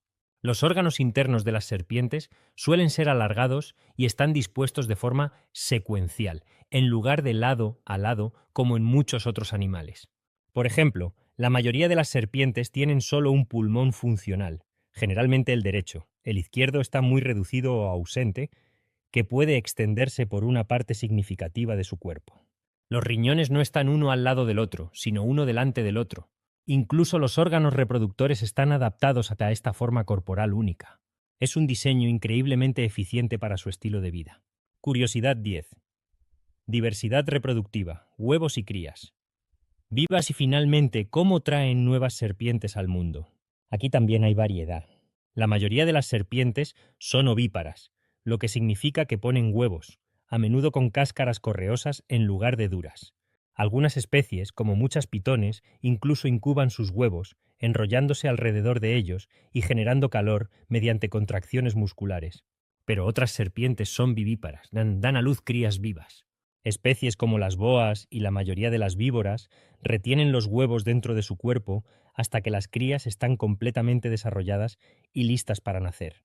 Existe incluso una condición intermedia llamada ovoviviparidad, donde los huevos eclosionan justo antes o durante el proceso de puesta. Una prueba más de la increíble diversidad dentro de este grupo de reptiles. 10 pinceladas de la asombrosa biología de las serpientes. Desde saborear el aire con la lengua y escuchar con la mandíbula, hasta ver el calor y poseer mandíbulas increíblemente adaptables. Son criaturas que han perfeccionado el arte de la supervivencia con soluciones evolutivas realmente ingeniosas. La próxima vez que vean una serpiente, quizás recuerden alguna de estas curiosidades y la observen no con temor, sino con la admiración que alguna vez, al caminar por un bosque frondoso, un jardín cuidado o incluso un parque urbano, te has detenido a sentir esa aparente paz, esa quietud casi absoluta que emana del mundo vegetal. Nos rodean silenciosas, inmóviles, como espectadoras pasivas de nuestra ajetreada vida. Pero, ¿y si te dijera que esa impresión de silencio es solo eso, una impresión? Que bajo esa fachada de tranquilidad se desarrolla una red de interacciones, un lenguaje secreto tan complejo y sofisticado que desafía nuestra propia concepción de la comunicación. Prepárate para dejar atrás las ideas preconcebidas. Hoy nos sumergiremos en las profundidades del increíble y a menudo subestimado reino de la comunicación vegetal. Sí, lo has oído perfectamente. Las plantas se hablan, intercambian información vital, se alertan mutuamente sobre peligros inminentes, coordinan defensas, solicitan ayuda externa e incluso participan en complejas negociaciones por recursos. ¿Cómo es posible? ¿Cómo pueden estos seres sin cuerdas vocales, sin sistema nervioso central como el nuestro, llevar a cabo tales hazañas? Acompáñame en este viaje para descubrir los ingeniosos métodos que utilizan. Esto es la comunicación oculta de las plantas. Imagina por un momento que pudieras enviar un mensaje de alerta urgente, una advertencia clara a tus vecinos, simplemente liberando un olor particular al aire. Suena a ciencia ficción, ¿verdad? Pues bien, las plantas son verdaderas maestras en el arte de la perfumería química con propósito. Uno de sus canales de comunicación más estudiados y fascinantes es la emisión de compuestos orgánicos volátiles. Piensa en ellos como palabras químicas, mensajes codificados en moléculas ligeras que viajan con la brisa. Considera este escenario. Una planta está siendo devorada por una oruga hambrienta o atacada por una plaga de áfidos. Lejos de sufrir pasivamente, la planta responde activamente. Empieza a sintetizar y liberar al aire una mezcla específica de compuestos. No son un simple subproducto del daño, son señales intencionadas, una especie de grito de auxilio químico. ¿Y quiénes son los destinatarios principales de esta alarma aérea? Las plantas vecinas. Incluso plantas de diferentes especies pueden interceptar y decodificar estos mensajes. Al detectar estos compuestos, las plantas cercanas, aunque todavía no estén bajo ataque directo, pueden escuchar la advertencia y activar sus propios sistemas de defensa de forma preventiva. Es un mecanismo de preparación asombroso. Pueden empezar a producir compuestos tóxicos o desagradables en sus hojas para disuadir a los herbívoros, fortalecer sus paredes celulares o producir enzimas que interfieren con la digestión de los insectos. Todo esto antes de que el enemigo llegue siquiera a sus propios tejidos. Es una red de vigilancia química que aumenta la resistencia de toda la comunidad vegetal. Pero la complejidad de este lenguaje químico aéreo va aún más allá. No se trata solo de advertir a los congéneres. Algunas plantas han desarrollado una estrategia aún más sofisticada. Cuando son atacadas por ciertos herbívoros, liberan señales que actúan como un faro químico para atraer a los enemigos naturales de sus atacantes. Por ejemplo, pueden atraer avispas parasitoides que depositan sus huevos dentro de las orugas que se están comiendo la planta, o atraer insectos depredadores como mariquitas que se alimentan de los áfidos. Es una forma increíblemente elegante de reclutar guardaespaldas. La planta esencialmente llama por ayuda específica. Pura estrategia biológica en acción. Si esta comunicación a través del aire ya te parece sorprendente, lo que sucede bajo la superficie del suelo es, si cabe, aún más extraordinario. Los hongos extienden sus filamentos, llamados hifas, por el suelo, creando una red increíblemente extensa que conecta las raíces de diferentes plantas, a menudo de distintas especies, en una comunidad subterránea interconectada. En esta simbiosis, los hongos son expertos en explorar el suelo y absorber nutrientes esenciales, especialmente fósforo y nitrógeno, y también agua, que luego transfieren a las plantas. A cambio, las plantas, a través de la fotosíntesis, producen azúcares, carbono, que comparten con los hongos, proporcionándoles la energía que necesitan para vivir y crecer. Es un intercambio beneficioso para ambos socios. Pero esta red micorrícica es mucho más que una simple autopista para el intercambio de nutrientes. Se ha demostrado que funciona como un sofisticado canal de comunicación subterráneo. A través de estas conexiones fúngicas, las plantas pueden enviarse señales de alerta y recursos. Por ejemplo, si una planta es atacada por un patógeno o un insecto que se alimenta de sus raíces, puede enviar señales bioquímicas a través de la red micorrícica para advertir a las plantas vecinas conectadas. Estas plantas alertadas pueden entonces activar sus defensas, incluso si el ataque está ocurriendo a cierta distancia. Además de las señales de advertencia, también hay evidencia de que las plantas pueden compartir recursos a través de estas redes. Los árboles más grandes y bien establecidos en un bosque, a menudo denominados árboles madre o nodos centrales de la red, pueden transferir carbono, agua y nutrientes a plántulas más jóvenes y vulnerables que crecen a su sombra, o a árboles vecinos que están sufriendo estrés. Es una forma de apoyo comunitario, una red de seguridad subterránea que puede aumentar la resiliencia de todo el ecosistema forestal. Una verdadera sociedad colaborativa oculta bajo nuestros pies.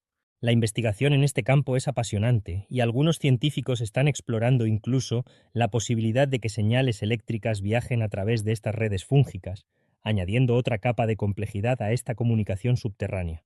Más allá de los mensajes químicos aéreos y las redes subterráneas, la ciencia continúa descubriendo otras formas fascinantes en las que las plantas perciben su entorno e interactúan. Y hay más indicios de una percepción que roza lo que llamaríamos sentidos en los animales. Las vibraciones. Investigaciones pioneras sugieren que las plantas podrían ser capaces de detectar vibraciones específicas en su entorno. Por ejemplo, algunos estudios han expuesto a plantas a las vibraciones precisas que produce una oruga al masticar sus hojas.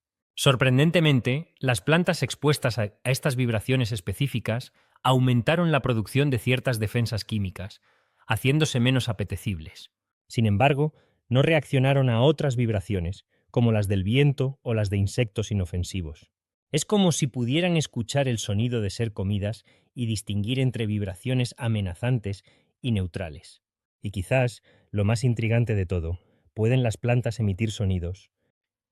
Estudios muy recientes han demostrado que algunas plantas sometidas a estrés severo, como la falta de agua o el daño físico, pueden emitir sonidos en forma de chasquidos ultrasónicos, a frecuencias que están fuera del alcance del oído humano, pero que pueden ser detectadas por equipos especializados.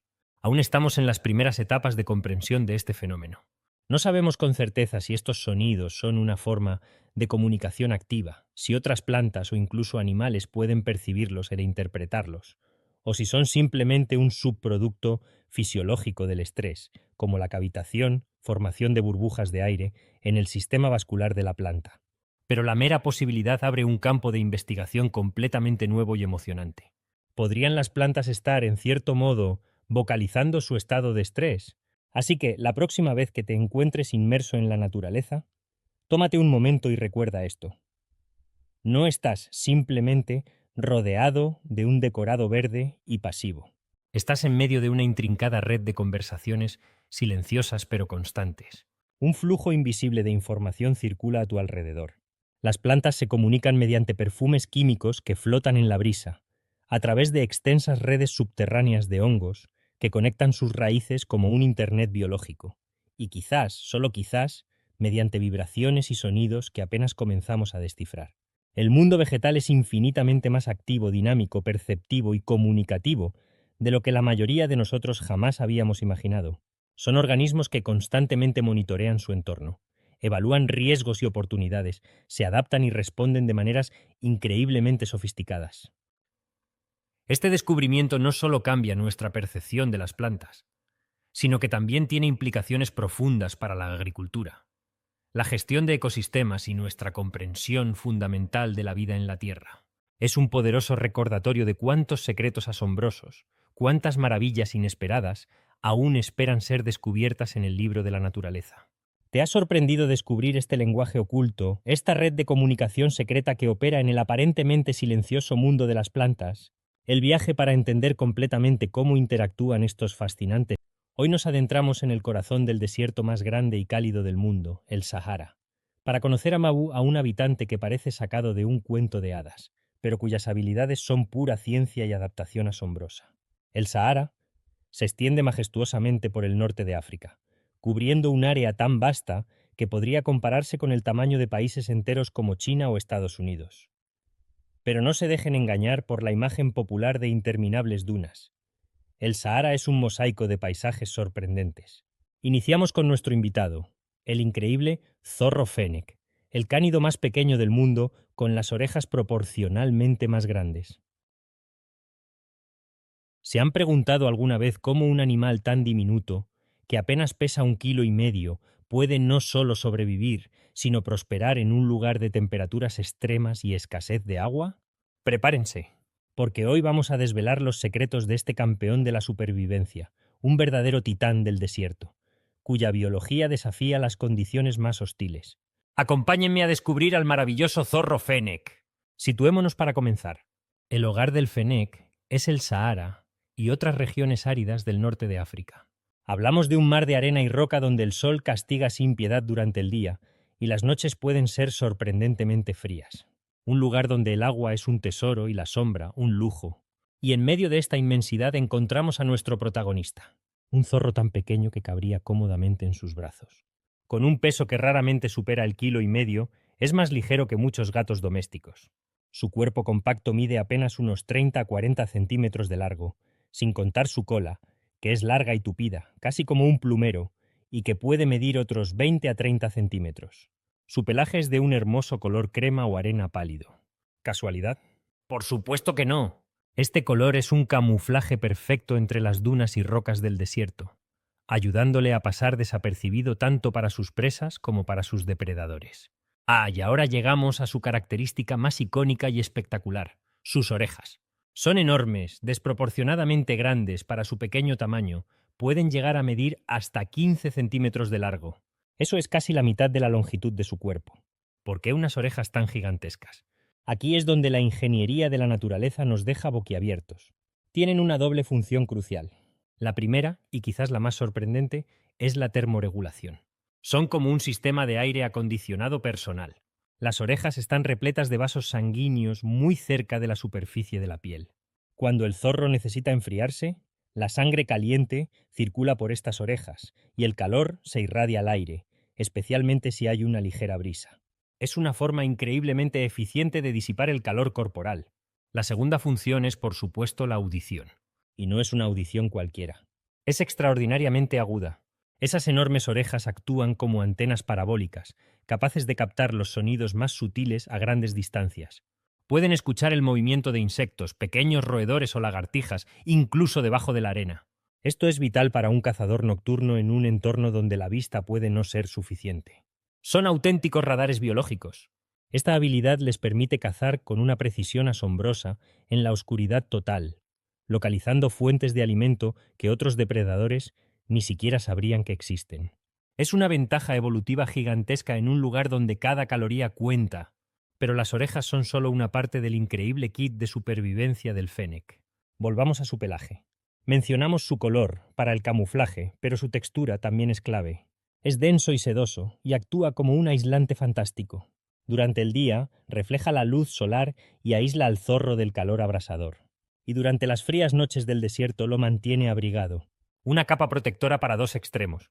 ¿Han caminado alguna vez por la arena caliente de la playa en pleno verano? Quema. El fennec no tiene ese problema. Las plantas de sus patas están cubiertas por una gruesa capa de pelo.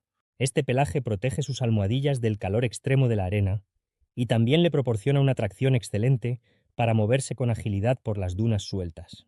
Son como raquetas de nieve diseñadas para la arena. ¿Y qué hay del recurso más escaso del desierto, el agua? El fennec es un maestro en el arte de conservarla. Sus riñones están altamente especializados para producir orina muy concentrada, minimizando la pérdida de líquidos. Rara vez necesitan beber agua directamente. Obtienen la mayor parte de la humedad que necesitan de su comida.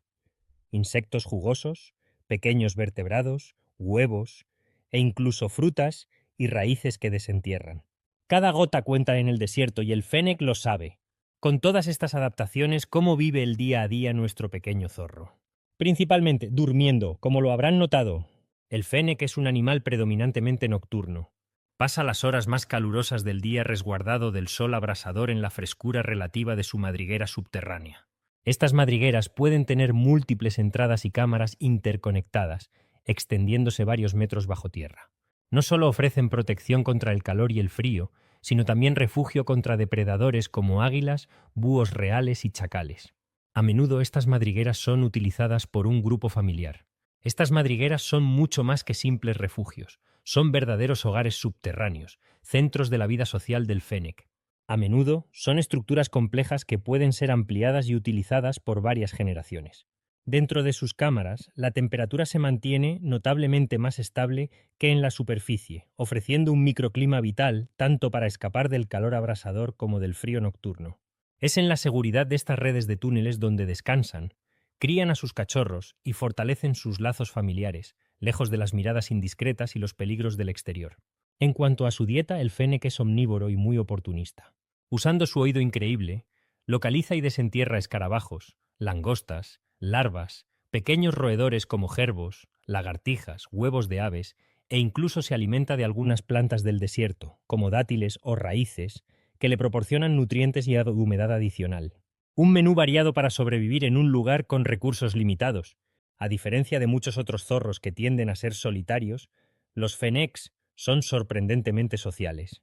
Viven en grupos familiares, generalmente compuestos por una pareja reproductora, que a menudo se empareja de por vida, qué romántico, y sus crías de diferentes camadas. Pueden vivir en colonias de hasta 10 individuos, compartiendo y ampliando sus complejos sistemas de madrigueras. Dentro de ese núcleo familiar, la cooperación es clave, especialmente en la crianza de los cachorros. La pareja reproductora trabaja unida para alimentar y proteger a sus crías, que nacen ciegas e indefensas en la seguridad de la madriguera. El macho a menudo participa activamente trayendo comida para la hembra y los pequeños. Los jóvenes fennecs aprenden las habilidades esenciales para la supervivencia, desde técnicas de caza hasta el mantenimiento de la madriguera, observando e interactuando con sus padres y, a veces, con hermanos mayores de camadas anteriores que aún forman parte del grupo. Este período de aprendizaje es crucial para que la siguiente generación pueda enfrentar los desafíos del desierto. Son animales bastante juguetones, especialmente los jóvenes, y se comunican entre sí mediante una variedad de vocalizaciones. Pueden emitir ladridos agudos, chillidos, gemidos y ronroneos. Una pequeña comunidad vibrante en medio del silencio aparente del desierto. Esta vida en grupo les ayuda en la crianza de los cachorros y posiblemente en la defensa del territorio o la localización de recursos. Y así llegamos al final de nuestro viaje extendido al mundo del zorro fennec. Este pequeño cánido es mucho más que una cara adorable con orejas gigantes.